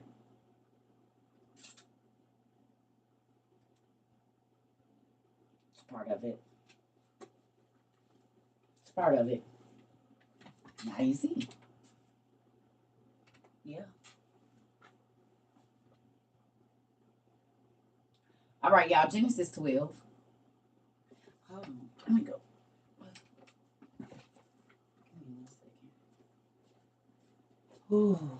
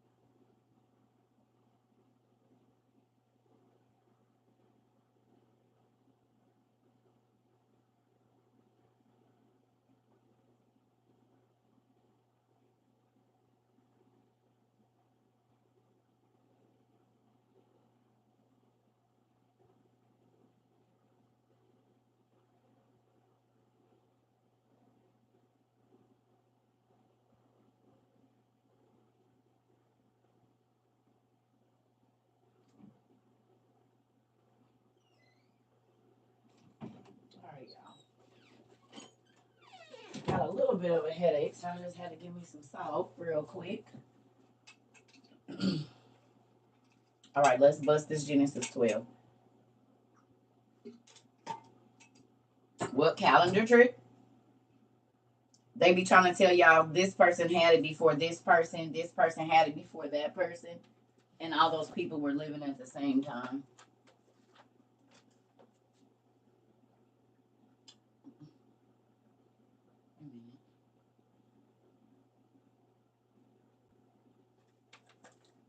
Please screenshot. I'm not gonna pick this back up. I'm not gonna do it. Screenshot it now, please. Thank you. Just take a quick screenshot. Okay. So they try to tell you that this person had it first, and oh, they copied off of that person, these people. Okay, so this is Adam and Eve right there. Boom. I know what fault. It's Adam and Eve right here. And we just gonna turn so y'all can see these bloodlines just gonna trickle out. See how they started to grow? Can you see it?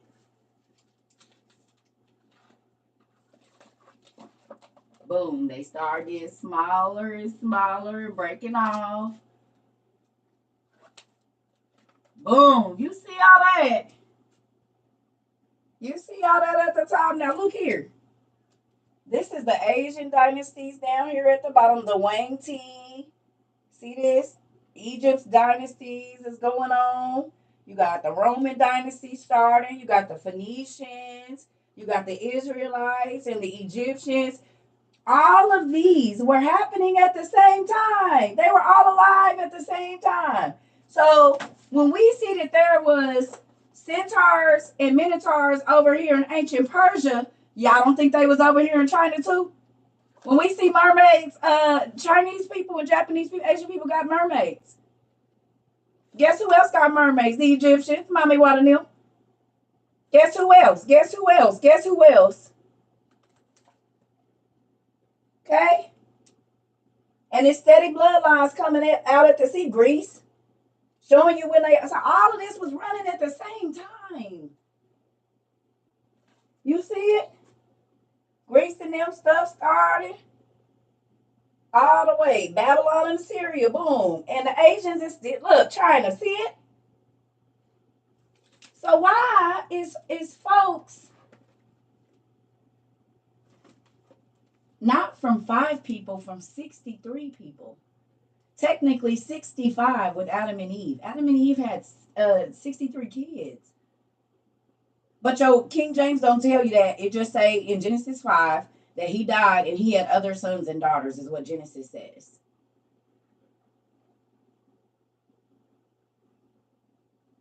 That's what it says. If you go to Genesis 5 right now, it's just going to say that Adam and Eve. It's going to tell you about Cain, Abel, and Seth.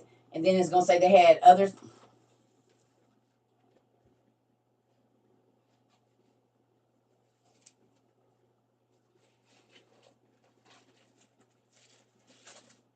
It's my Bible, one of them.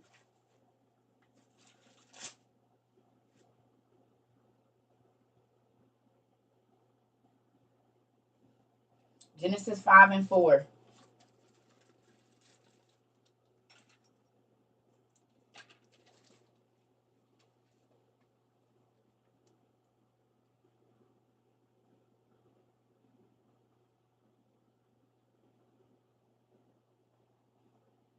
And the days of Adam after he had begotten Seth were 800 years, and he begat sons and daughters. That's all it says. And all the days Adam lived were 930 years, and he died. So you mean, I use all kinds. The main one I read out of is the easy read. It's online. Because a lot of people don't know the thous and these. So I read out of a Bible that they can, yeah, the book of the Jubilees.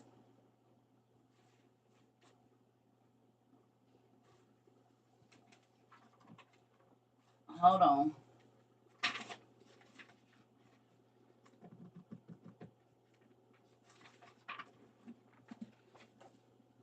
A Jubilee is a 50, set of 50 years. So it's called the Book of Division, the Book of the Jubilees, or Little Genesis, or the Daughters of Adam. Okay, this book tells you about Adam and Eve's other children. Tells you about creation, the naming of the animals, the creation of Eve, the laws of purification after childbirth. Who knew that there were laws of purification after childbirth? Well, we do know a little bit from the Bible, but this is that whole 6-week period thing.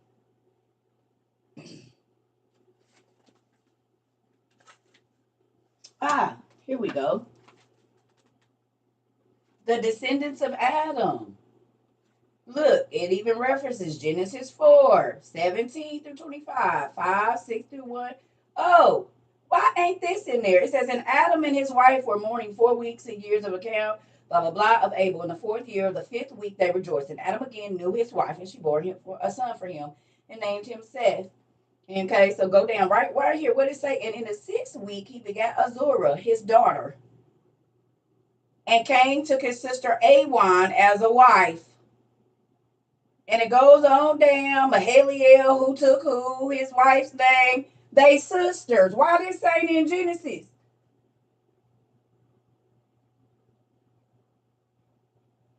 I asked y'all a question why I don't talk about none of the daughters of Adam and Eve, because men is not having kids with men.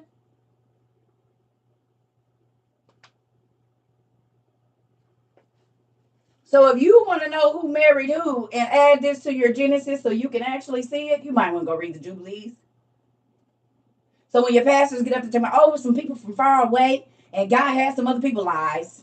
Adam and Eve had 63 children. They married each other. The only one that was dead so far was old Abel.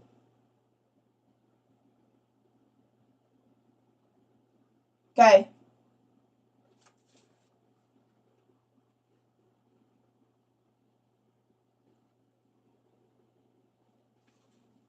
So if you want to know more, there is more. Because how is it that the Bible doesn't even list the daughters of Adam and Eve? And we never questioned that because we just was told not to question. But men can't have babies with each other. No matter what's going on now with the women that have transitioned looking like men giving birth, men don't give birth to children. They don't have a womb. So then such and such begatting such and such, it had to be some women involved. They not listed there though. But they are listed in the book of the Jubilees, where you can read and you don't have to listen to people lying talking about it was some people from a far off town. No, it wasn't. And I've heard so many people say that. What your pastor say about the daughters? How did the other people get here? Because it don't list that. Oh, he said he did. That's what he's preaching across the book. Oh, really? Oh shoot. You hear me?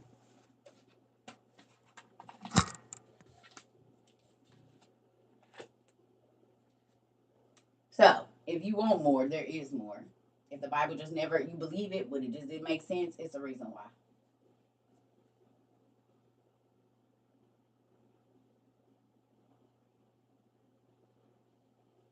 So depending on how this is translated, sometimes it shows them as they always had a twin with them, or they show that it was the sister born in like a same year or 2 year period type thing.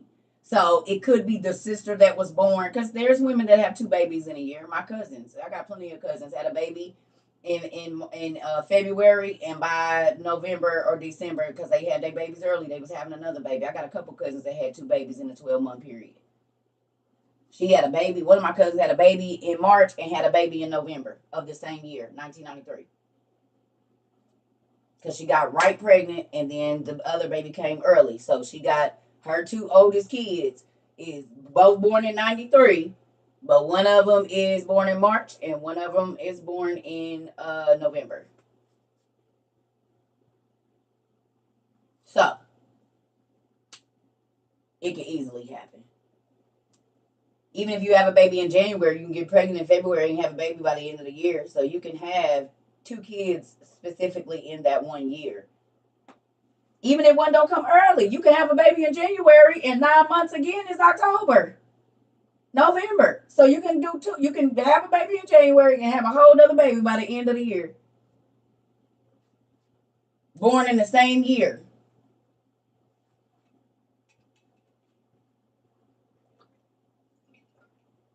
So I don't know if it was like that, because some people have interpreted it as though they were twins, and then some people have interpreted it as they was born in the same year like that. Like she got pregnant, had a baby, then boom, she was pregnant again.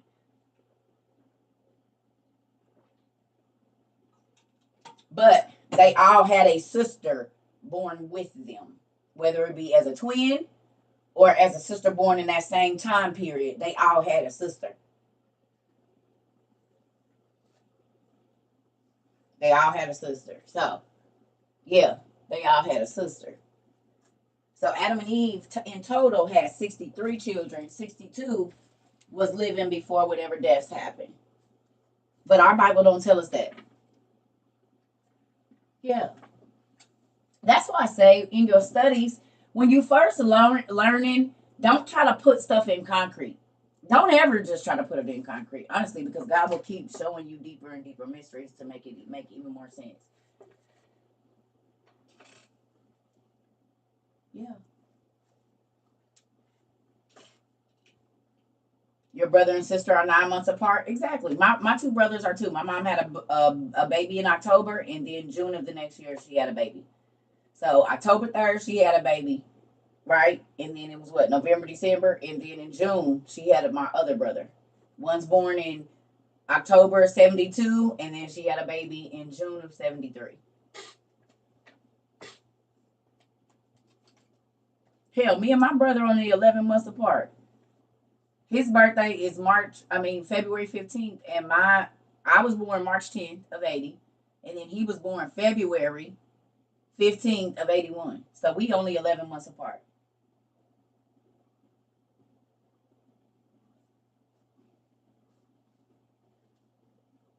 Yeah. My twin's birthday is April. My son's is June, but he came first. Wow. Yeah. Yeah. So this can easily happen. We know that. Okay. So let's get to this. If you've ever felt like you had to be taken away or moved out of a situation, it was for your good. No matter what you went through, it was for your good. Okay? And we about to see about that. Genesis 12, y'all. I want to show y'all something.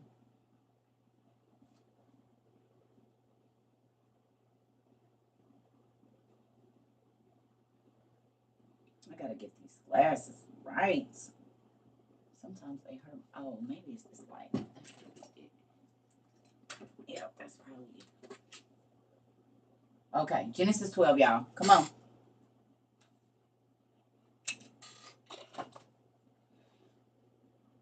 Okay, so it says, the Lord said to Abram, leave your country and your people. Y'all here? I love you too. I love all of y'all. That's why I get up here and do what I do every day, even when I'm tired. Okay, did y'all hear that? The Lord said to Abram, not mind you, he ain't named him Abraham yet. So his transition has not changed. God ain't changed his name yet. He's still Abram. He's still the old Abram. He ain't had his full experience with God just yet because he ain't Abraham yet. He's Abram. Okay? Pay attention to that because whenever a person had an experience with God, God changed their name to something else. A lot of times. They got a different name because that other name had a stain on it. And God made you a new creature, so you got a different name. Look at that. Mm-hmm. So right now, he's still Abram. So he's maybe in his early stages of his experience with the Lord. We don't know why God hasn't changed his name yet. Okay? So it says, leave your country and your people. Leave your father's family and go to the country that I will show you. I asked y'all a question in the beginning of this class. Will you go? Will you go? If God asks you to leave your family right now, your mama, your cousin, everybody, and move somewhere where he's telling you to go, will you get up and leave? Some people say, I can't leave my family. Oh, okay, well, don't be mad you don't see the works of God then. Because he ain't going to bless you right there. He might need to take you somewhere else because your blessing is in another place. Okay? He said, leave your father's family and go to the country that I will show you. I will build a great nation from you. I will bless you and make your name famous. Now, I'm going to just apply this to me. No, you do have a choice. He ain't going to make you go.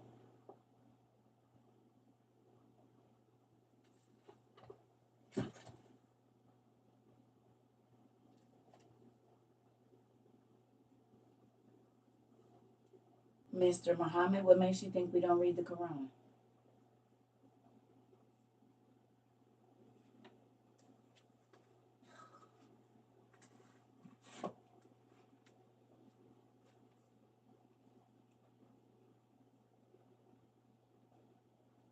It don't have all the answers either.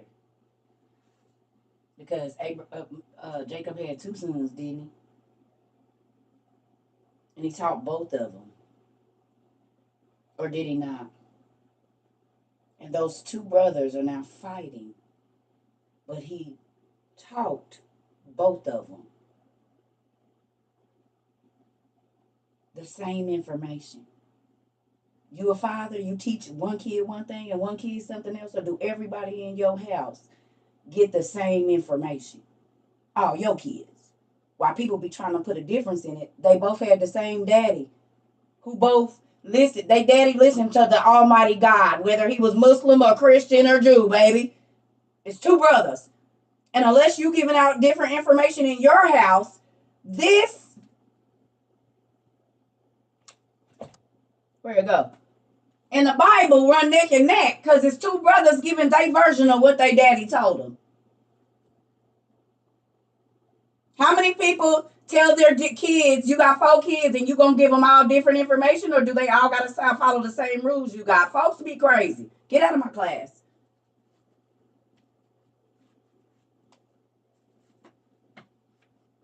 These is the one man's 2 sons. I got 4 kids. Everybody got the same information from me. How they took it, how they applied it, how they interpreted it is different, but they all got the same information because I'm the same mama.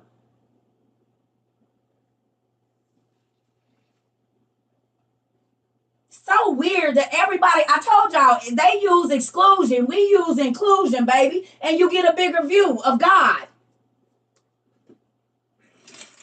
This is the only way. That is the only way. That don't even make no sense, and they have the same daddy who listened to the same God.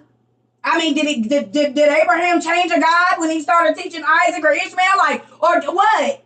That don't even make no sense when y'all be saying that. They was raised in the same house, even though he sent him away. Have you not read where he go visiting?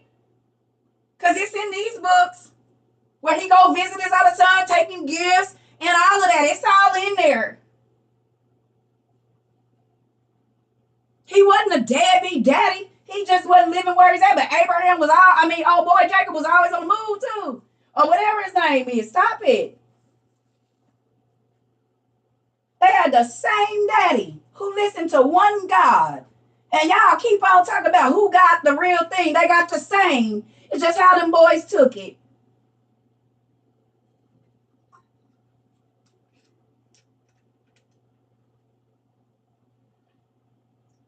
I said exclusion.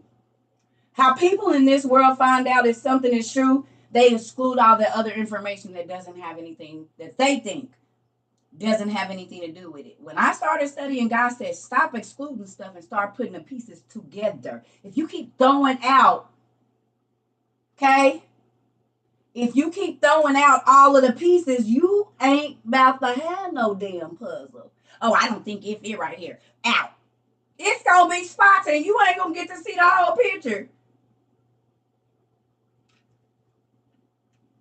Weird. They had the same daddy who served the same God. Just because it's plenty of people that don't live in the kids don't live in the same house with their daddy. They gotta go live over here. But when they come to their daddy house, they all got the same rules.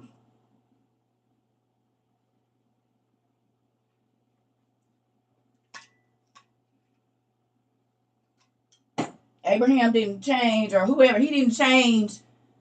Abraham did not change his he was giving it like it was supposed to be.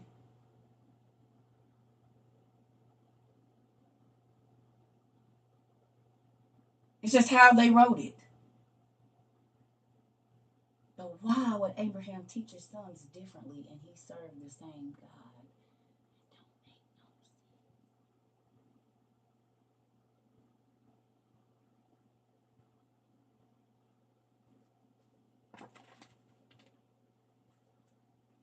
It go right over a lot of people in it. I'll be right back.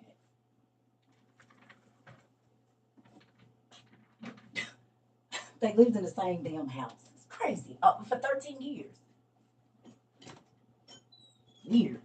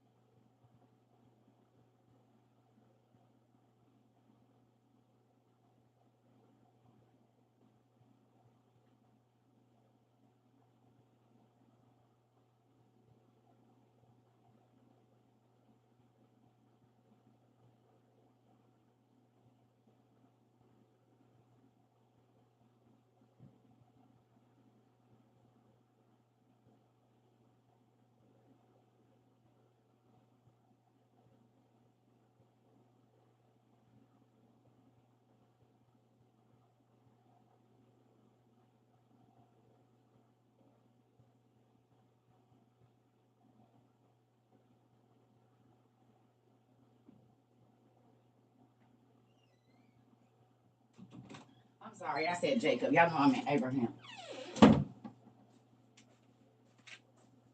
Folks be weird. Folks be weird. And he's still in here. Where is he at? He ain't got nothing else better to do.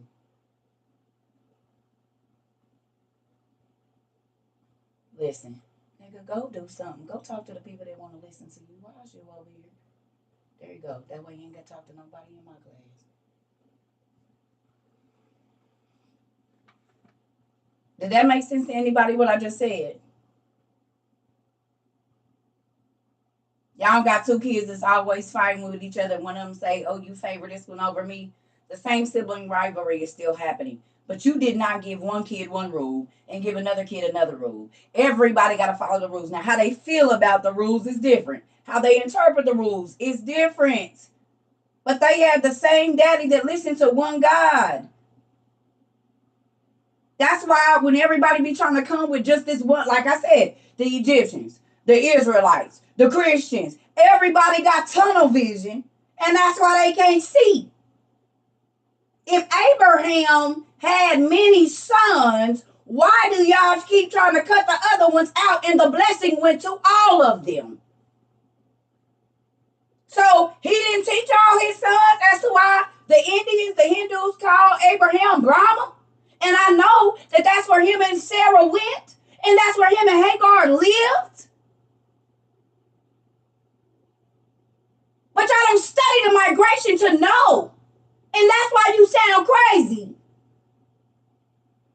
But want to come in here and try to pull y'all rank, you ain't pulling them because God led me to my information. It ain't no man. It ain't no person. I sat down and asked God questions, and he answered them, as y'all can see, just like he did yesterday. I wanted Jimmy J6 on here last year. It didn't happen, but it happened yesterday to prove what I've been teaching, that the giants existed, that the mermaids existed, that all of that stuff existed. But if you got tunnel vision on, you got them horse blinders on, all you going to see is what you think about. Take my daddy out of box. Get off of my page. Shoot. Folks, look. He has infinite information. And people will block themselves in to only thinking this way. I took myself out of that thing a long time ago. I asked God to, when I started this journey, I asked God to erase everything I learned and teach me anew. And that's what he did. And then I could see. And then I could see.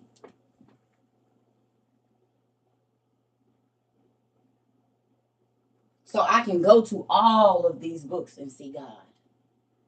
Even the witchcraft books got his name in them. The angel symbols in them. It ain't none of these books where I don't see the Bible, where I don't see God telling me what happened. But you can't just look at it from You ain't gonna know. Y'all see every damn magic book I done pulled up. Not that I do magic, because I don't. But I try to show people, open your damn eyes up.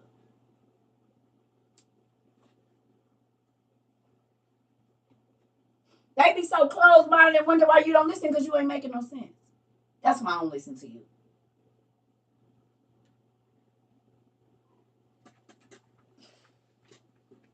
Weird. The devil can't do nothing without God's stuff. I keep trying to tell y'all. So the high-ranking Satanists, they use God's names, his angels' names, his angel symbols. They use scripture for magic.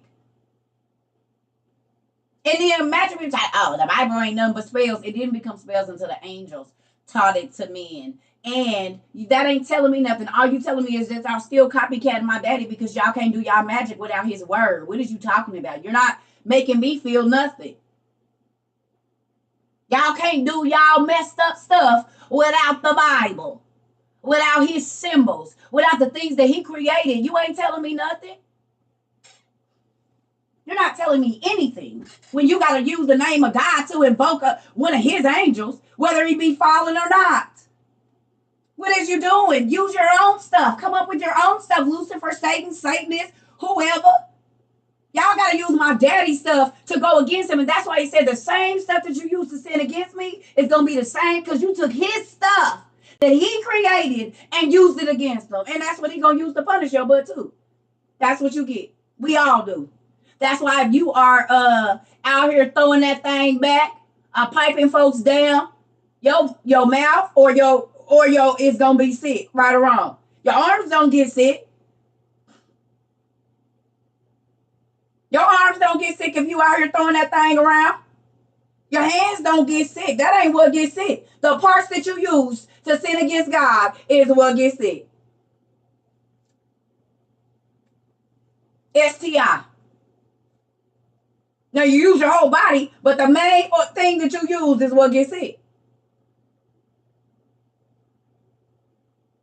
It don't be your elbows, even though you be up on them.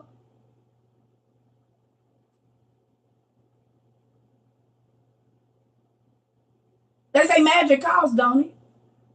So you get what you want. But the same thing be the thing that be your demise and torture you. Oh, the thing you used to sin against God caused you cancer or whatever it is because you was doing these spells or you lost your mind or lost your kid. Magic costs. It's come with a price, to say.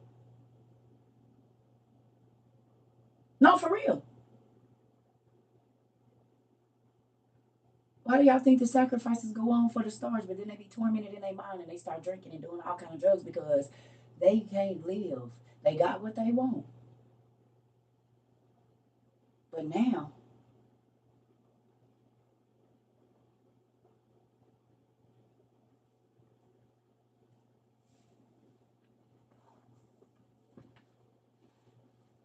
what is you winning? You got to pay back double, triple, quadruple. You don't know.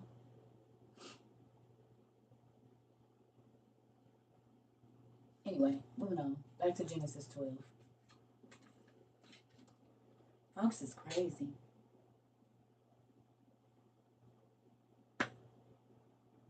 That's why we don't ever get to see their eyes, because you see joy in a person's eyes and they never show them. No matter how many times they fake a smile, paint a smile on their face, paint that makeup on, baby. You never get to see their eyes because the eyes tell if you're happy or not. And they always cover them. Even in a dark place, they got their eyes covered.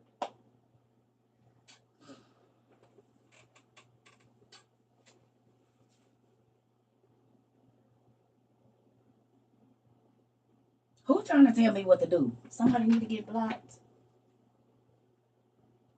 What happened? Who is it? Why do y'all come here trying to? Oh yeah. So listen, sir. Y'all know not to add nobody. Let me tell you something, honey. So this is not like church. We gonna talk about a range of things, okay? And I'll move on when I need to because we have hundreds of people in here that might need to hear what I'm saying. If you don't think that it applies to you, you can just go and watch the rewatch afterwards. You don't have to even be here. But nobody tells me when to go on. You don't tell your boss when to hurry up and let you off, do you? You go up and tell him, hurry up, hurry up, hurry up, hurry up. Do you tell your pastor that? No, you don't. So I would appreciate the same respect. If somebody's up speaking in front of you, I know if you at a lecture, you're not going to do, all right, bro, come on, hurry up. So don't do it to me because this is a lecture, whether it's on TikTok or not.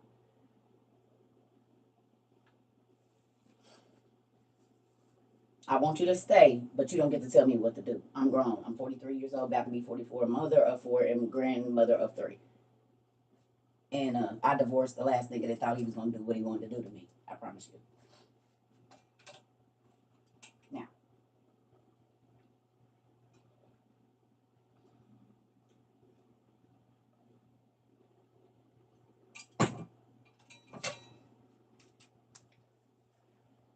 okay, but listen, I'm going to do what I want to do here.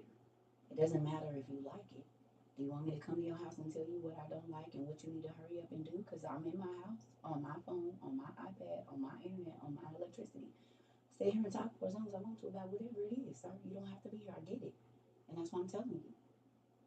Nobody don't rush me.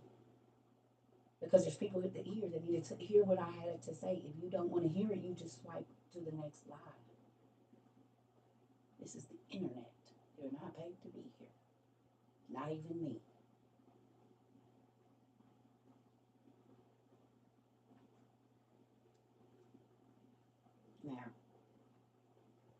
finish. Crazy. So this person just gonna keep on.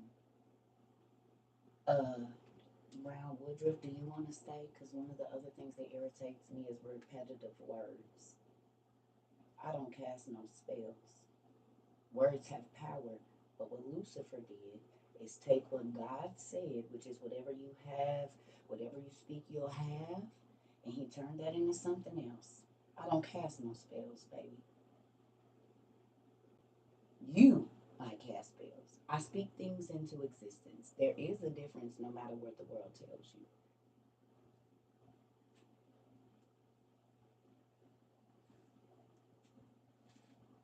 Lucifer is a copycat. And he always gonna try to get God's. Okay, so all right, you just let him go. Just let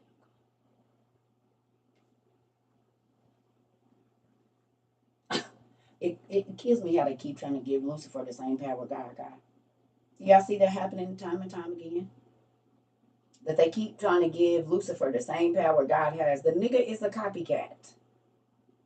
He can only use what God already did. The throne that he was going to exalt above God's throne, God made it for the nigga. You can only take what God has already made and use it against them. How many times I gotta say it? He didn't build no throne to exalt. God made the throne for him. And he took it, what God made, and used it to sin against God, like I keep saying. The reverence and the worship he wants is God's. So he makes all of the people that follow him do what God tells. Come on, y'all gotta wake up.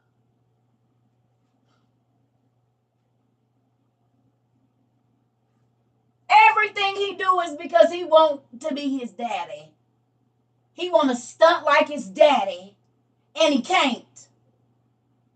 He just a version, and ain't even a good one. His Bible even is the Bible word for word with his name put in there. And you niggas want to listen to this nigga. Really? He's so great that all he can do is copyright and intellectual property steal and put his name in there like he done did some work. Get out of here. Devil's Bible ain't nothing but our Bible with his name in there and all of that. You're weird.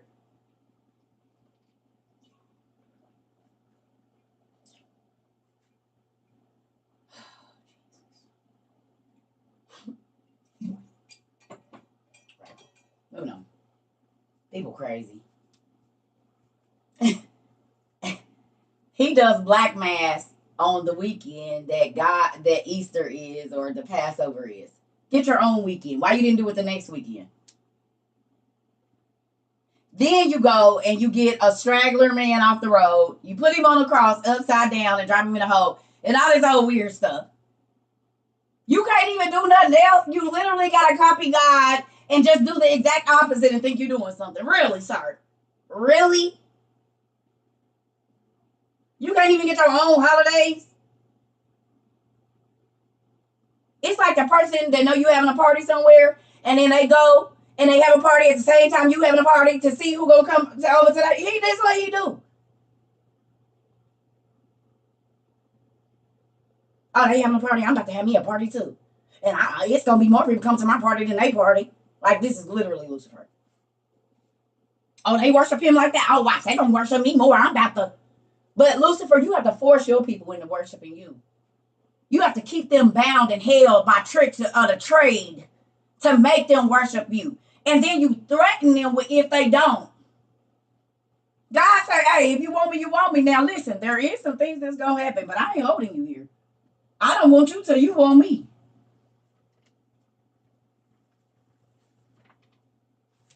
Lucifer like, before we even get into how I'm gonna treat you, sign this contract here.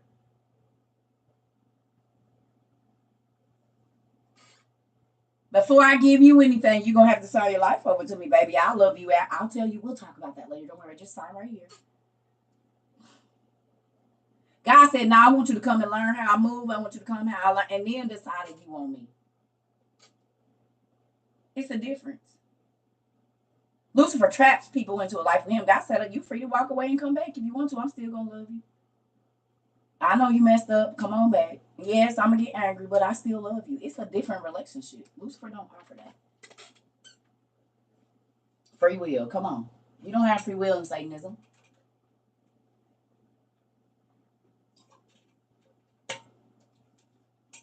Keep the knockoff God. I don't want him. Now, back to Genesis. People be weird. They be weird. I don't get my information from men. And I'm grateful that I don't. I literally would get on my knees and ask God, tell me, show me. And he sends me. And that's how I got to all this stuff. And I'm so grateful. And I'll also ask him to take the barriers off of my mind so I could see. Because he's way bigger than what we think. And his thoughts are not our thoughts and his ways are not our ways. But we've been trained how to think about him. And that's horrible. Because a miracle is something that is supernatural. It means out of natural man's hands. Out of natural man's understanding. Out of their ability to do so. And I want that. Because man going to give you the same thing every time. He can't do nothing new. He can't do nothing new.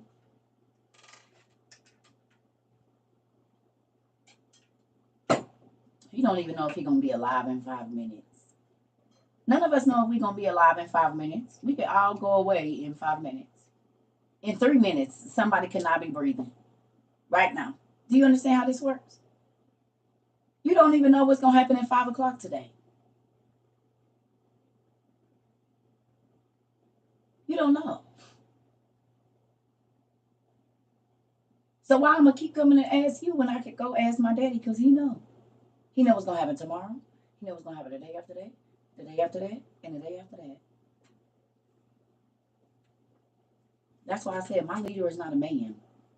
And he hasn't been since I was a long time.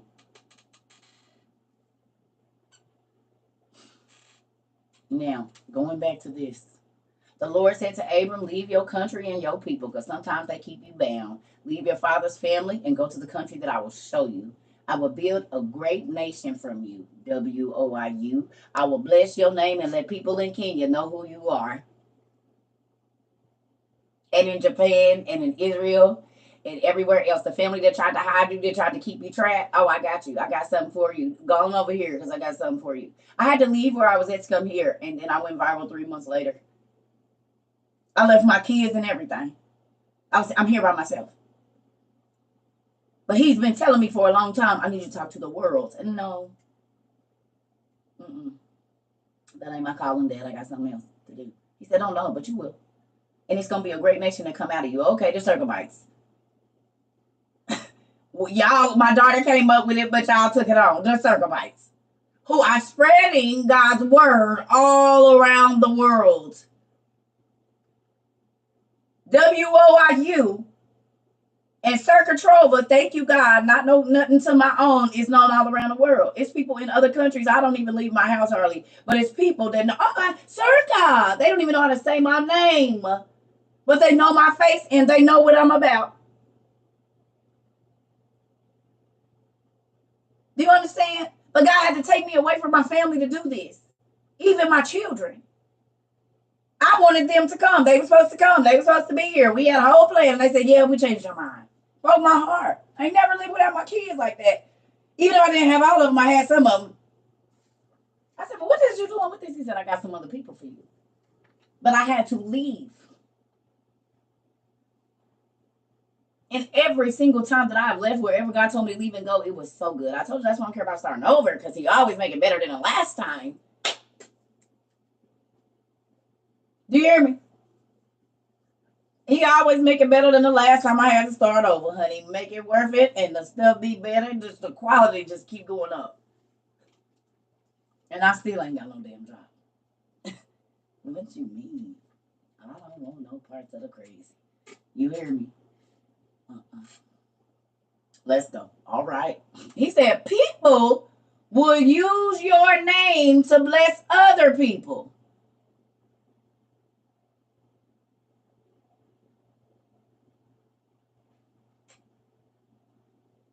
You can call, you can email these people, and they'll help you.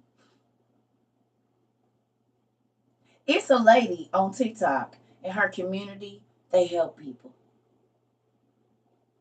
Oh, no, no, no. We buy the books for people that can't afford them. You just got to go to CERCA TROVA books at gmail.com.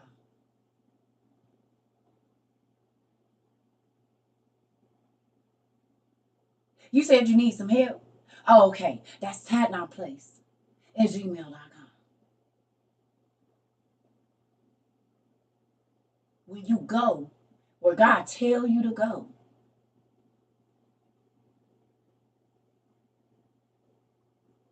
other people will be blessed by other people using your name in a good way. Oh, okay. He said people will use your name to bless other people. I will bless those who bless you, and I will curse those who curse you. Let me ask you a question. Anybody here sold into WOIU and you got a blessing? Anybody here donated some time or did any of the things that I asked you to do in this last however long you've been here and your life changed?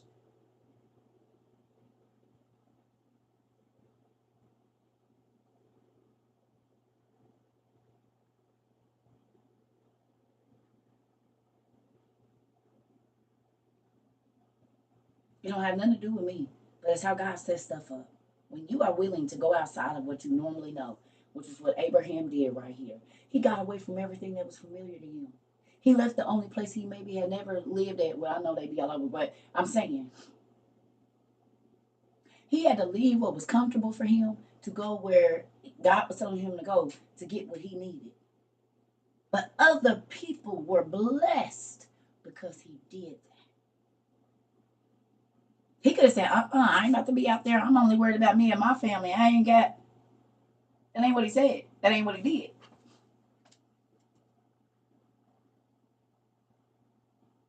Do you understand? And most times, wherever God is leading you, it doesn't look like it's going to work for your plan. It looks like the opposite. But that's supernatural. Because it shouldn't make sense that this is going to get you to your goal, but it will. God, I asked you to bless me, and I lost my place. Well, yeah, because you were staying there, you was using all your money. I got a cheaper place for you. It might not be in such a nice area, but that weight on your mind, you ain't gonna have it no more. And then you'll be able to think more clearly, so you can start to save, or you can start to do this, or you can start to do that. What always looks as just think about what you prayed or what you was talking to God about before whatever it is happened.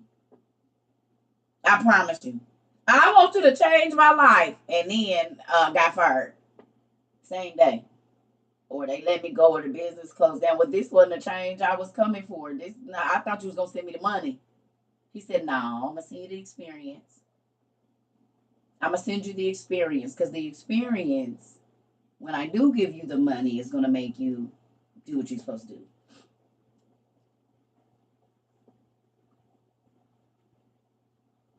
Because how many times he didn't give you money and didn't do right because you didn't have the experience? He didn't give you the money you asked for, but you didn't do right with it. You said, "You talking to me? Listen here." So this time when he give it to you, you're gonna have the experience so that you don't mess it up. Because is you gonna keep giving money to a person that never do what they say they're gonna do with it, and then they still got the problem. I need my light bill paid. You give them the light bill money, and now the lights is off. You like, I gave you the money. Oh, I had went and no, you're not gonna keep giving them your money because they don't never do what they say they're gonna do with it. So you're gonna be giving it to them. You said laugh out loud. True, true, true. Oh, okay. Well, do you think you any different from the people that you ain't gonna give your money to? You said, girl, you prophesying in here today. I just talked to God about this. I'm trying to tell you. Listen, y'all. I'm only gonna talk because I lived it. I know. God, give me this 10 racks. I'm gonna do this. He gave me the $10,000. I didn't blow it, but I didn't do what I said I was gonna do with it either. All right, God, I need 20,000. Boom. No joke. 20,000 come. What's CERCA do? Well, I'm gonna go in here, Burlington, give me a couple shoes. I mean, I'm gonna pay my rent. I'm gonna do but whatever I said, the other stuff, I didn't do all of it. I did part of it. And God say it's better to not make a vow than to make a vow and break it. And that's even if you say, God, if you do this for me, I will do this, or I won't do this anymore. That's a vow that you are making to God. You said, why is you talking about me? I done fumbled the spiritual bag. Coco said I done fumbled the spiritual bag. How many times your kids say, Mom, please, if you do this for me, I promise I'll clean my room for a week. You buy it, and then that same evening they don't clean up. And you're like, seriously? You begged for that thing, and then I did it for you, and then I can't even get you. No, I'm going to take it back. Okay. They clean up that day, and then tomorrow, nothing. How many of y'all be doing my daddy like that?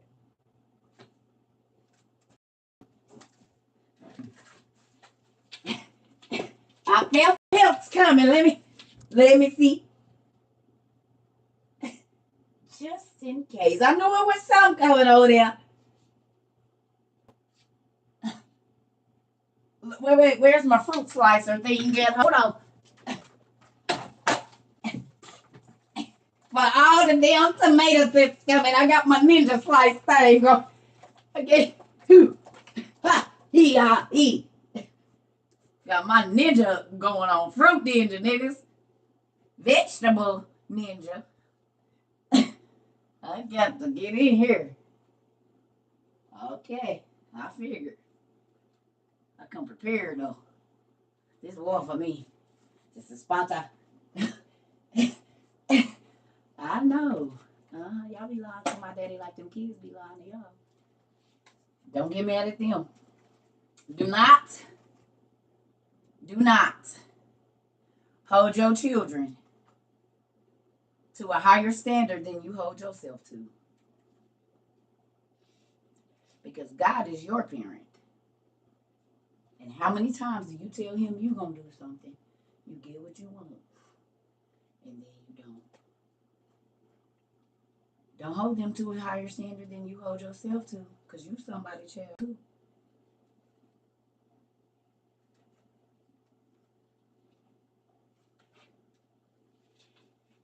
Sometimes the reason God keep letting them do it to you is because you're doing it to your daddy. So you got to understand how that feels. You said leave me alone. Leave me alone. He said the very thing you used to sin against him, he gonna punish you with it.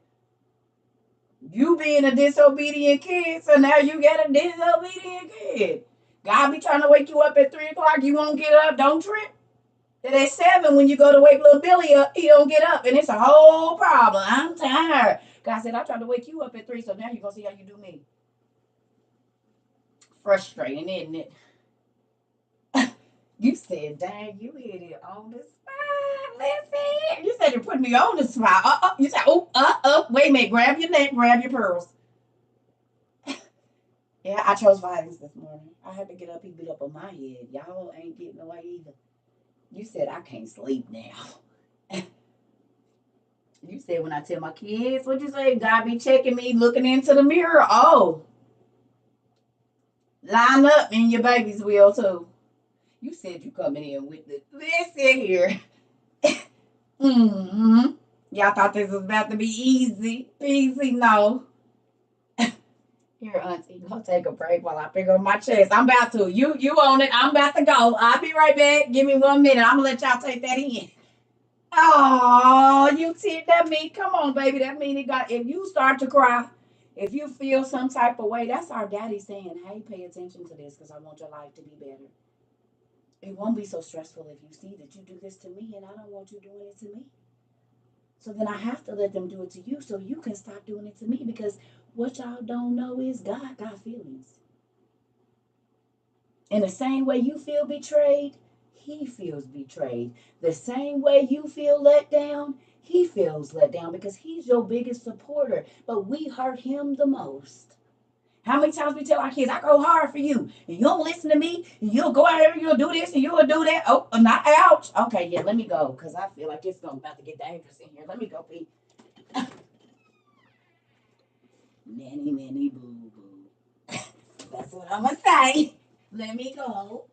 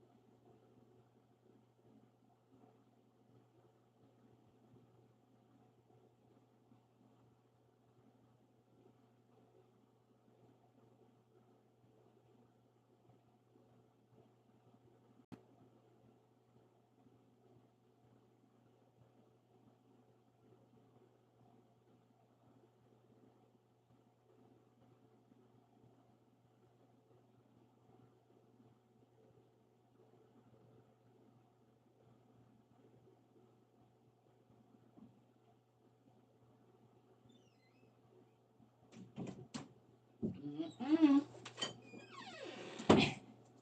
Do I need my shield or I need my shield?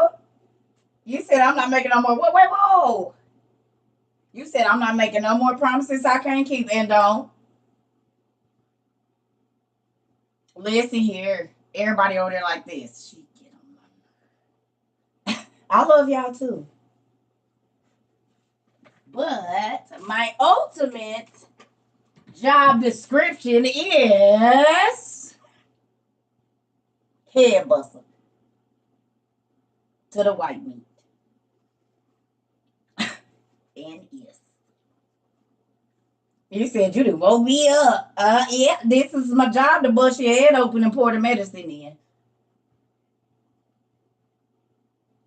Because some of y'all hard headed, but my hammer is harder. Hard headed tails. Bust you in your head and make you listen. And is. Oh, yes, honey, this is my Thor hammer. Oh, yes, we have a lot of props here. I just ain't, CERCA got a little chunky. We got costumes, but I can't fit them no more. So, we just got props right now. I can't fit my costumes right now. We normally have costumes, but none of them is fitting. We gotta do a new costume thing. Oh, cause yeah, I don't got costumes no more. Yeah, no, they not fitting. Like I ain't gained about 40 pounds, so then there's that. Here we go. So yeah, this is one of the main props you'll see here. Boy, I look back at them videos when we first started. I was about this big. You can see me from the. Jeez, and this family, and yeah, and now look. Hell. All right, come on, let's do it. Okay, so can I ask you a question before I start this? Who had a realization today, right now? For me, hollering that word, sorry. You said now we all big and is.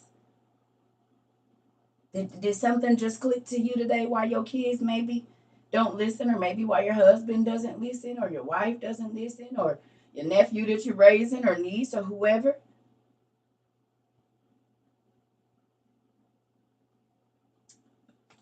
Excuse me, these could be the main books. Get these two first. These books got most of the information I'm talking to you about in it. They $52 on Amazon. Is they still 52? No, y'all, I don't know if they didn't went back up or not. I gotta get some books today. But this book right here, they come in and said, change your whole life. I'm gonna tell you what you need to read too. Who got family issues? Like who got a messy family? Anybody live in a messy family? It's just always some mess with your family. And you tired of it, you don't really want to be dealing with it and all of that. Or other family members in your family don't see who a person really is. This is the book you need to read. This 12 patriarchs. This, don't it, y'all? If you ain't new here, don't this 12 patriarchs teach you about family craziness? Baby, right here, this will change your whole life. This book right here, this whole section, change your whole life.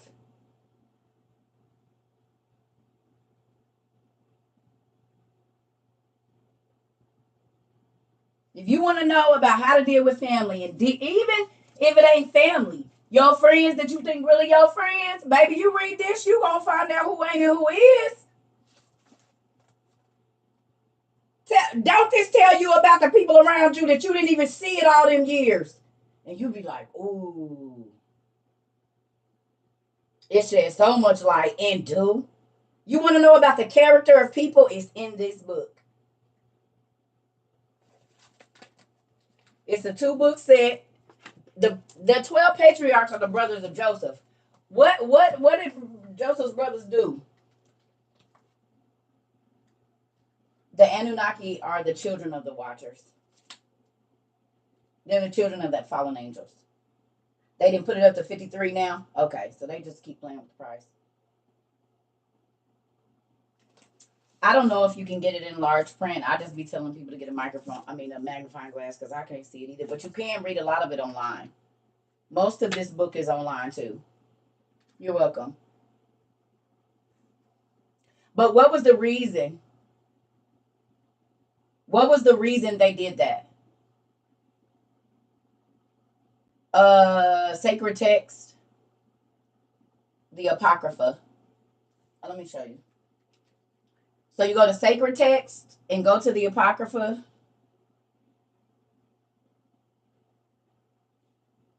This is the website. And see that Apocrypha at the top? You'll click that.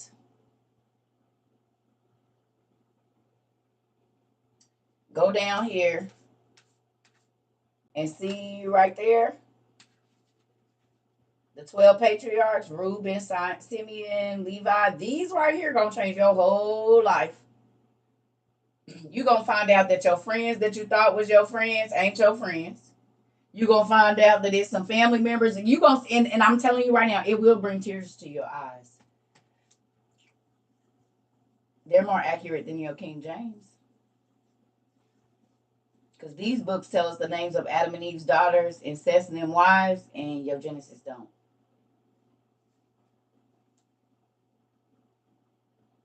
They tell us Eve died and what happened when she died, and KJV don't even tell you when they died. They don't even say that Eve was buried or nothing. They don't say nothing else about her after she fell.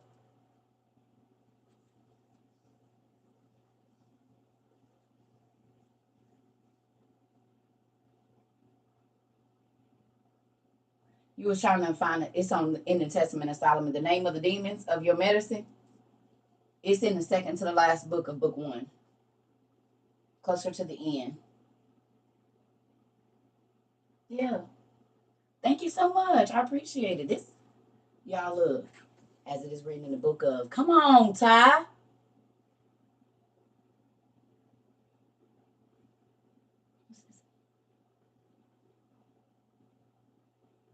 Oh, well, thank you. I told y'all folks be sneaking in from work. They be sneaking in from work. They be like, you on my headphones, and I just yelled out. Forgot I was at work. Yeah, don't get fired because I can't pay your rent. I can't do it. Oh, thank you. I cannot do it. Don't get fired now. You better do what them people tell you. You can watch rewatch, so it ain't no excuse. We can record on YouTube every day. You do not have no excuse. Oh, your wife put you on? Come on in, brother. Didn't I just talked about that. Tell her thank you. The wives and the husbands and uncles and aunties and grandmas. We is fully listen here. I love it. Thank you so much. What website? Sacred Text. Sacred Text. I'm gonna show y'all. Let's go back and do it again. All right. So this is the website up here. Sacredtext.com. That's where you go. And you can, if you don't, these books is on there. It's and you're gonna go to the Apocrypha. So once you click the Apocrypha, let's go back, girl. Just go back. Okay. So it's gonna look like this when you Googling it or whatever. Sacred Text. And the Apocrypha, the first one is the one you're gonna click. And for those of you that are new, the Testament of Adam and Eve is in here as well. Let me show y'all. So you can see. So you're gonna see this lady and the baby. Just go here. And these are the books that are in here. You know you're gonna love it. Look at the first book of Adam and Eve, the second book of Adam and Eve, the book of Secrets of Solomon, the Psalms of Solomon, the Odes of Solomon. All of these books is not in your Bible, but they gonna make your Bible make all the sense in the world. And so then if you go under here, it's gonna be, you're gonna see this, the lost books of the Bible, right? And you click this, guess what's in here? Something that's gonna change your whole life. Because look right here.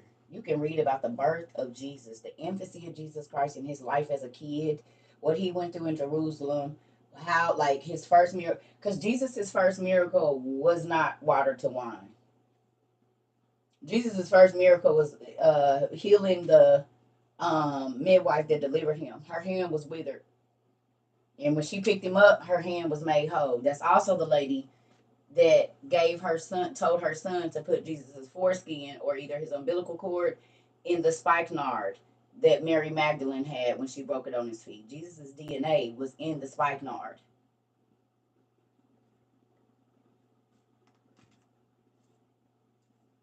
Who wrote them?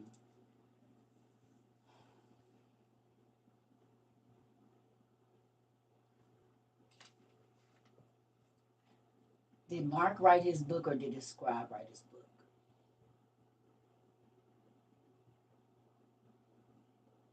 Did Ezra write his book or did his scribe write his book? And was you there to know that Mark wrote his book? And I'm going to say something. When y'all be asking, is it accurate? Do you realize that the King James Version Bible that you use right now is missing books? Because the original had 80. So is the Bible that you're reading right now accurate? It isn't. Because the original King James had 80 and there was tons of Bibles thousands of years before that one. So y'all be trying to fact check on something that don't even have all the facts because it don't even tell you Adam and Eve's daughter's names and when she died. You don't think that was important? It don't tell y'all that Adam and Eve had 62 other children, 63 children. But y'all pastors is in a pulpit lying, talking about it was people coming from Nod.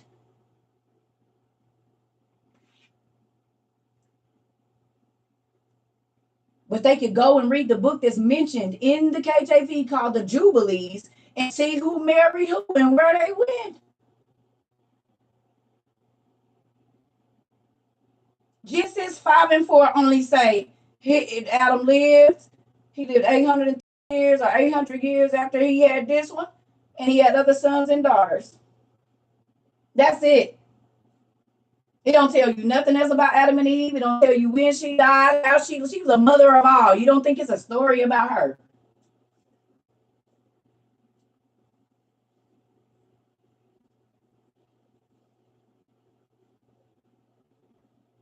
What you fact checking on? And the facts ain't even all in the book you got.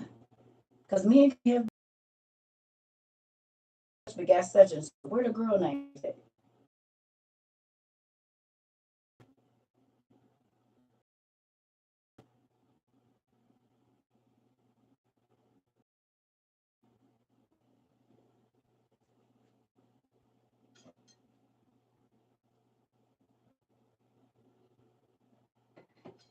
People is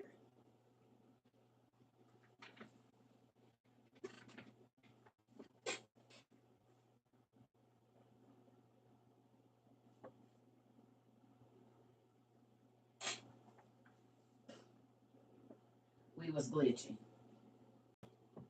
They playing. Here we go. You said what?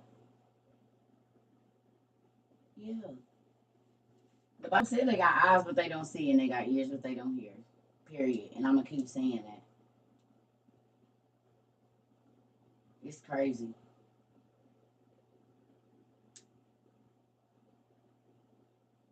Do they align? It's the rest of the story. Do you realize that the KJV is literally, if I have this book and it's 200 pages, the KJV is page 1, page 99, and page 200 of every story. All the rest of the middle was missing. How does someone so smart believe in the Bible? Where do you think you get your world history from in your science? Because they all speak Latin and they all read these manuscripts. That's how the archaeologists know where to go digging for y'all false gods in the biblical literature. That's how they found Solomon's temple, didn't they? They read the Bible to go look and see where it was, and then they went over there digging. It's like they do with everything else. And then tell y'all don't have to believe it, so you don't know where they're going to look. And then they find all of these magnificent things, and they say, "Oh, it's believed to be Solomon's temple." No, nigga, y'all knew exactly what it was because y'all read the Bible to go find it. You should believe in the Bible too, because your scientists do. You ain't never seen ancient aliens? They talking about the sons of Anak, right? They're mentioned in Genesis. The Anunnaki gods. The sons of Anak are right in the beginning of this book. So you should believe it too if you're listening to the scientists, because they tell me the same thing I am.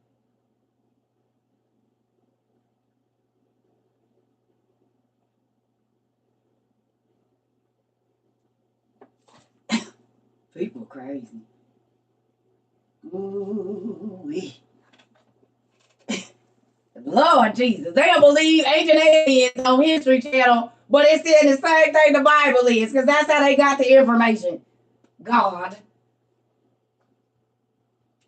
Lord Jesus. She died 6 hours after Adam died. And there was an angel that came down and held Seth's hand and had him write his parents' history.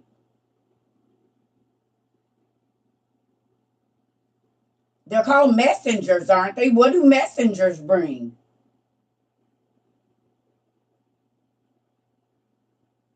I'm sorry, 6 days. What do messengers bring?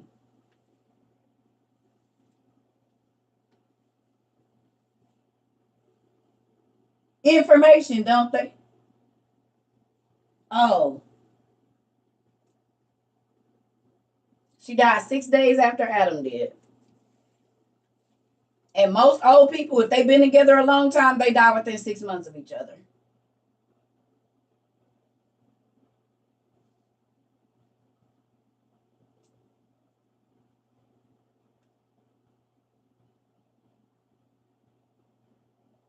Now, for those of you that would rather believe mythology than the Bible, does anybody know where it says Abraham and Moses and them lived? They lived in Ur. They lived in Ur. Everybody agree that they say Moses and them lived in Ur? Ancient Mesopotamia, or Iraq. For my Egyptologists and all of that, y'all believe that, right? Y'all done studied that. Okay. So since this isn't Bible, can you explain to me why the Bible in Genesis says that the Nephilim were on the earth after the 7th generation from Adam and they created giants, and Norse mythology says the exact same thing? The Bible says that the giants lived in Ur, and Norse mythology says the exact same thing, since it's not biblical, and why do I listen to it? The Nephilim or the Nephal lived in Ur. You just take the D off. You just take the D off. They just added a D, boo. In the where? The giant world. And if anybody knows, you know that this started in ancient Mesopotamia. The AE, Egypt used to have an A in front of it. And all of these oceans used to have A's in front, AE in front of them too.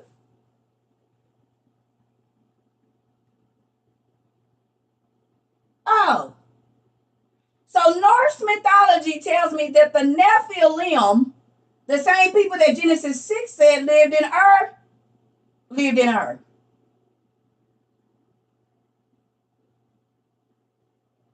Who shouldn't believe the Bible? Because if you watch Thor and all of that, they telling you the same thing I'm telling you. Matter of fact, they use the same stuff. Oh. And you will find these names, Jotun and Joktan, in the book of Og of Bashan, in the giant war. And he's mentioned in the Bible too. You know who else named in there? Nimrod.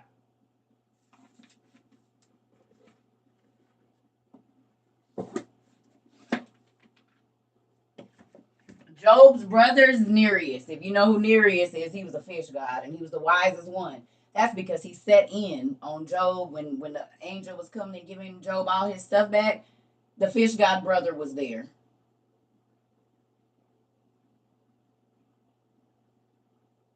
Our Bible don't tell us that Job was a king, but he was. Jobab. You can go back and research. He was an ancient Mesopotamian king. But your Bible don't have enough of the information. And the Bible says in Hosea that God's people would perish for what? The lack of knowledge. And it's most Christians that don't accept this. Even though I can show them where the very Bible that they read every single day didn't get here till 1611, but even the first one had 80 books. And what happened all the way up here in BC, 500 to 4, it was Hebrew manuscripts. The Septuagint, the Greek version of the Bible, came first in 200 BC. Well, let's look here. What's that? The Septuagint, right? In 200 BC. King James is all the way down here, AD, and it was all of these Bibles before. And even the Bible y'all read right now don't got the correct books, but I'm supposed to fact check it with that? How can you when it's not all there? And it's the last of every Bible ever created, that one.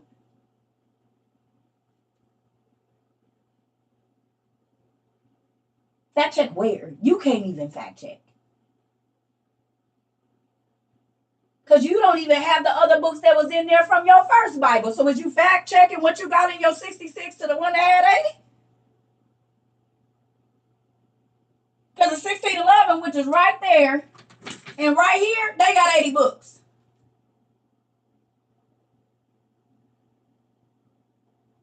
So I hope y'all fact checking that one you got with 66 to the one that had 80 first before you go anywhere else.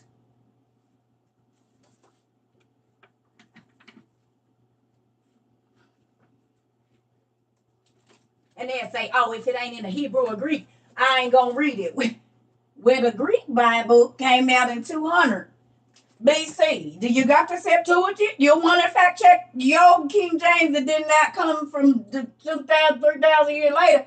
You want to fact check your King James with this boo-boo? Do y'all fact check Joel Osteen's books? Do y'all fact check T.D. Jakes' books?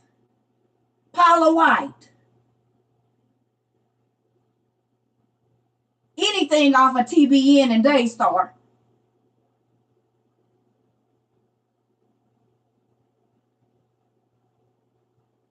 No. And you got the Daily Journal, the thing that tell you how to make money, the whole series, but you ain't fact checking none of that.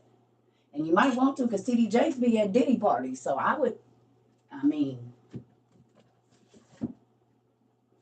not the brother, but you know.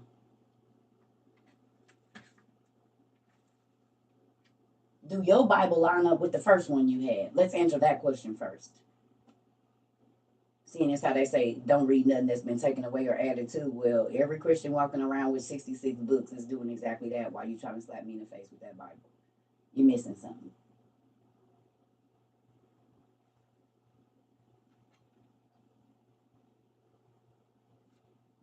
Fact check that.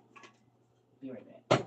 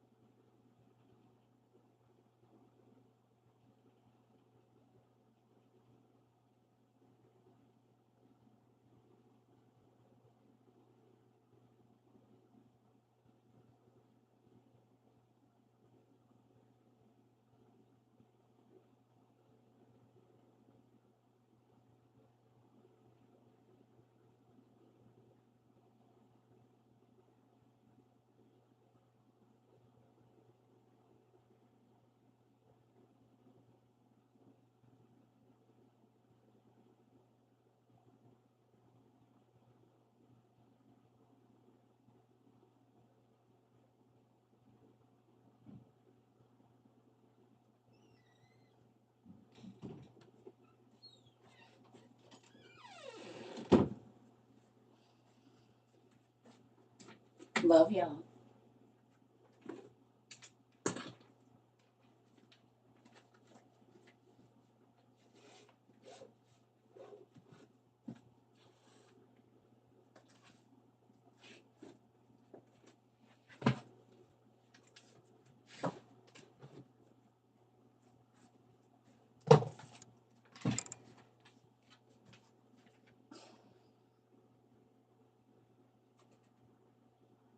Hebrew manuscripts.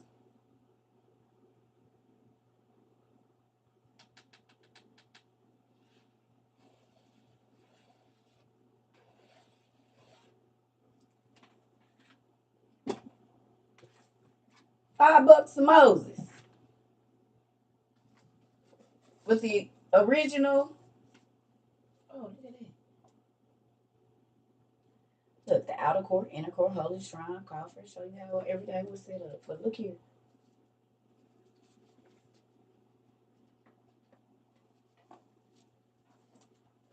Lord, please.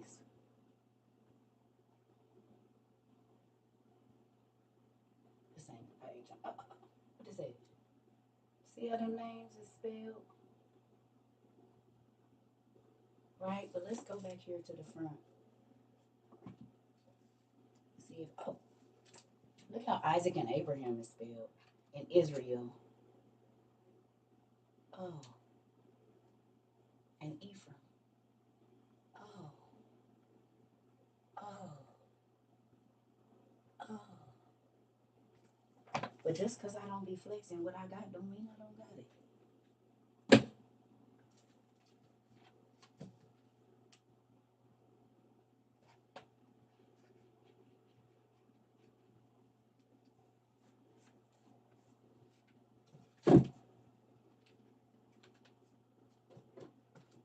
And we have the Bible in Chinese and English, Korean and English, Russian and English. We got 2 Ethiopian Bibles, a Bible in the Coptic language. We got Creation of the Gods that's in Mandarin and English, so that we can see if they line up with what Norse mythology, and it do. And it does. It's talking about the 10,000 immortal tribe, because they had giants as well. And it's in Mandarin and in English. Oh. So I can go find out how they gods was created. And then I look and see, oh, this is just the name of that one. But let me bust your head even more. For the folks that don't want to believe in the Bible, because it's a fairy tale, but you will go watch mythology, everything on DC and Marvel, let me show you something.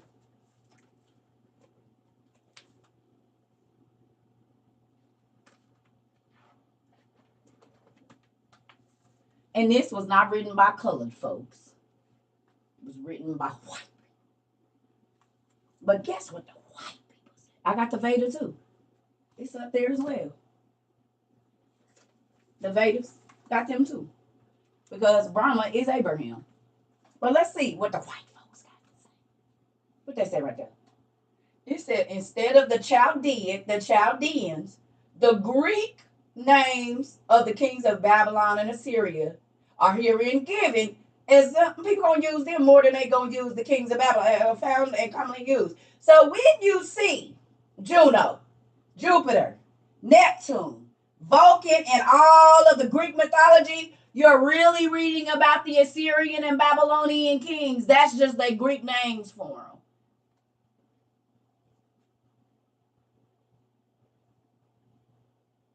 And this was written by white people. So instead of the Chaldeans, the Greek names of the kings of who? Babylon and Assyria. So Jupiter is a name for an Assyrian king or a Babylonian king. So then you need to research which one it was. And you can't do that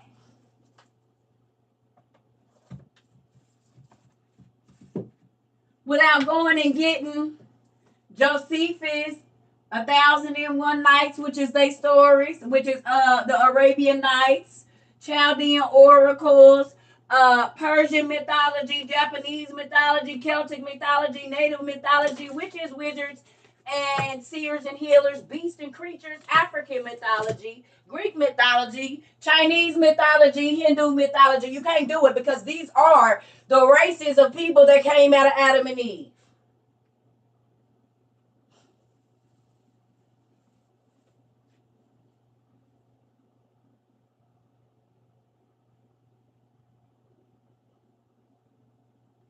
But if you got blinders on, you won't never see God in his glory and how big he is.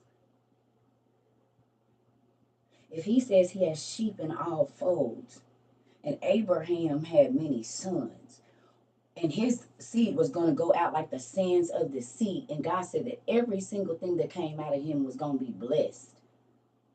How do you just deny the other sons that he had?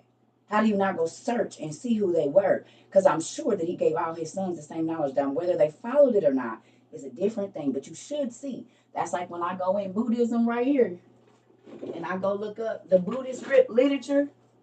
It's Psalms and Proverbs. If you read Buddhist literature and put Psalms and Proverbs from your Bible right there, you're literally going to see it.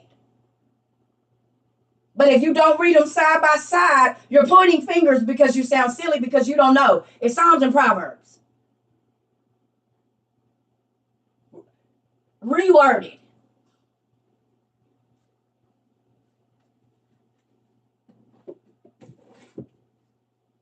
People weird.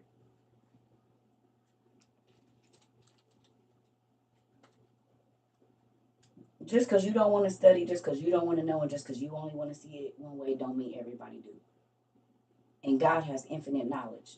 And when you stop looking to man for your knowledge and you start asking God to help you, he will lead you to the answers. You do not have to walk around crazy thinking you don't. He will solidify that you're not.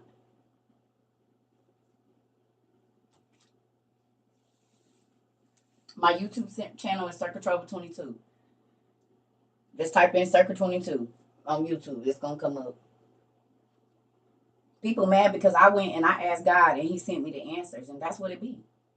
That's why they come in here trying to challenge me instead of just trying to learn. You can always add. When I go in people's lives and they teaching, I don't say what ain't right and try to, oh, do you got this book? Do you got that book? I just listen to what they say. Maybe it's adding on. Maybe it's going to answer a question that I've been having. But you can see people that are, I told y'all these books intimidate people. And they don't understand that this is not an aesthetic. I was doing this way before TikTok. I have been teaching Bible studies with masses of people for a long time. You just got me doing it for y'all can see it. I've been doing this. People used to blow my phone up at 2:30 in the morning. You came to Bible study right now. Everybody don't do stuff to be seen. I didn't try to go viral. I was only over here for 6 or 7 days before I went. But God already had been telling me for such a time as this for 90 days. I just didn't know what it was. And it was this.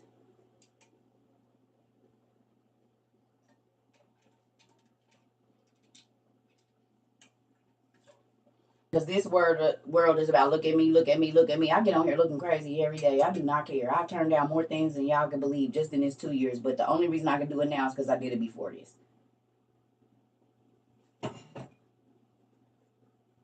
The devil always gonna offer you the world, but you gotta be strong enough to take it. And it didn't start with now. I've been getting offered the world a long time. Believe it.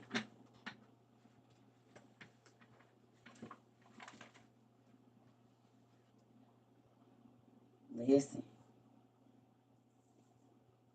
I sleep 6 hours a day. When do y'all sleep?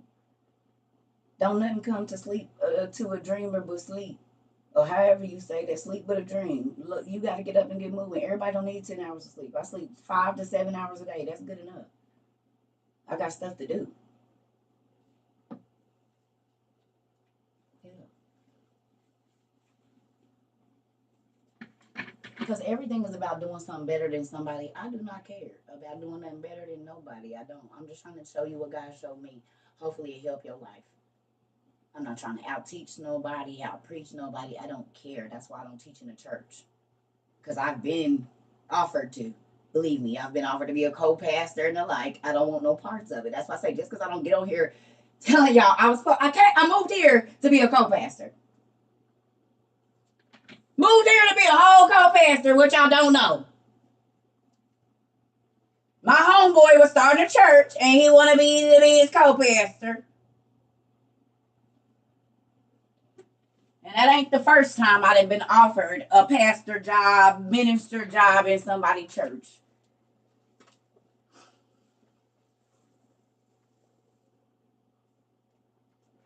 People are crazy. Anyway, I'm about to go. I'm about to go lay down. Eat me something. We've been on here for 176 minutes. The very large book is called The Adams Chronological Chart and Map of History. Map and Chart of History, or Map Chart. Yeah. I love y'all. That's why I say, boy, folks be trying to pull rank. Pull all the rank you want. I don't care. I'm not in competition with nobody. I'm in my own lane. Period. I don't care what you do. I'm just doing what my daddy told me to do, so I can make sure I hit all my markers. So when he come to draw this breath out of my body, I did what I was supposed to. I accomplished my purpose in life.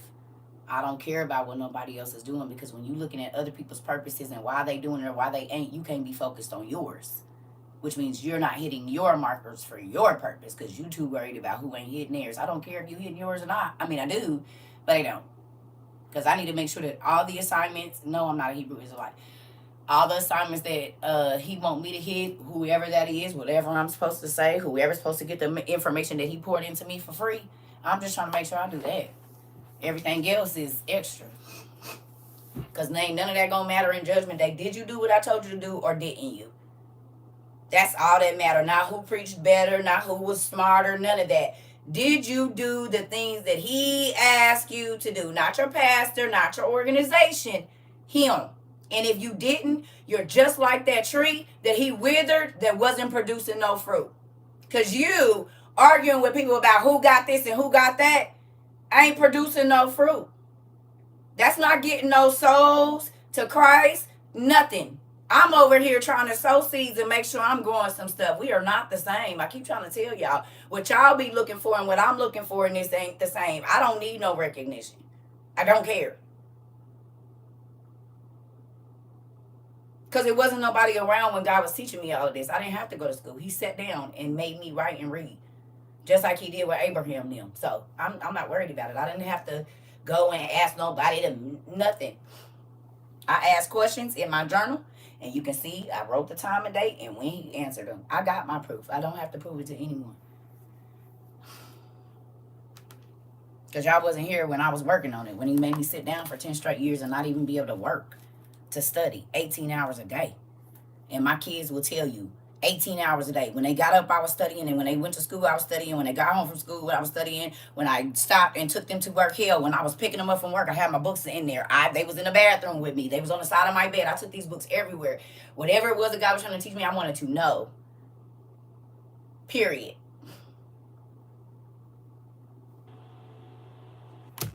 Love y'all. I'm leaving. I know, sis. They always trying to talk. You see me in 5 minutes and think you know my whole life. You weird. That's slow to do that.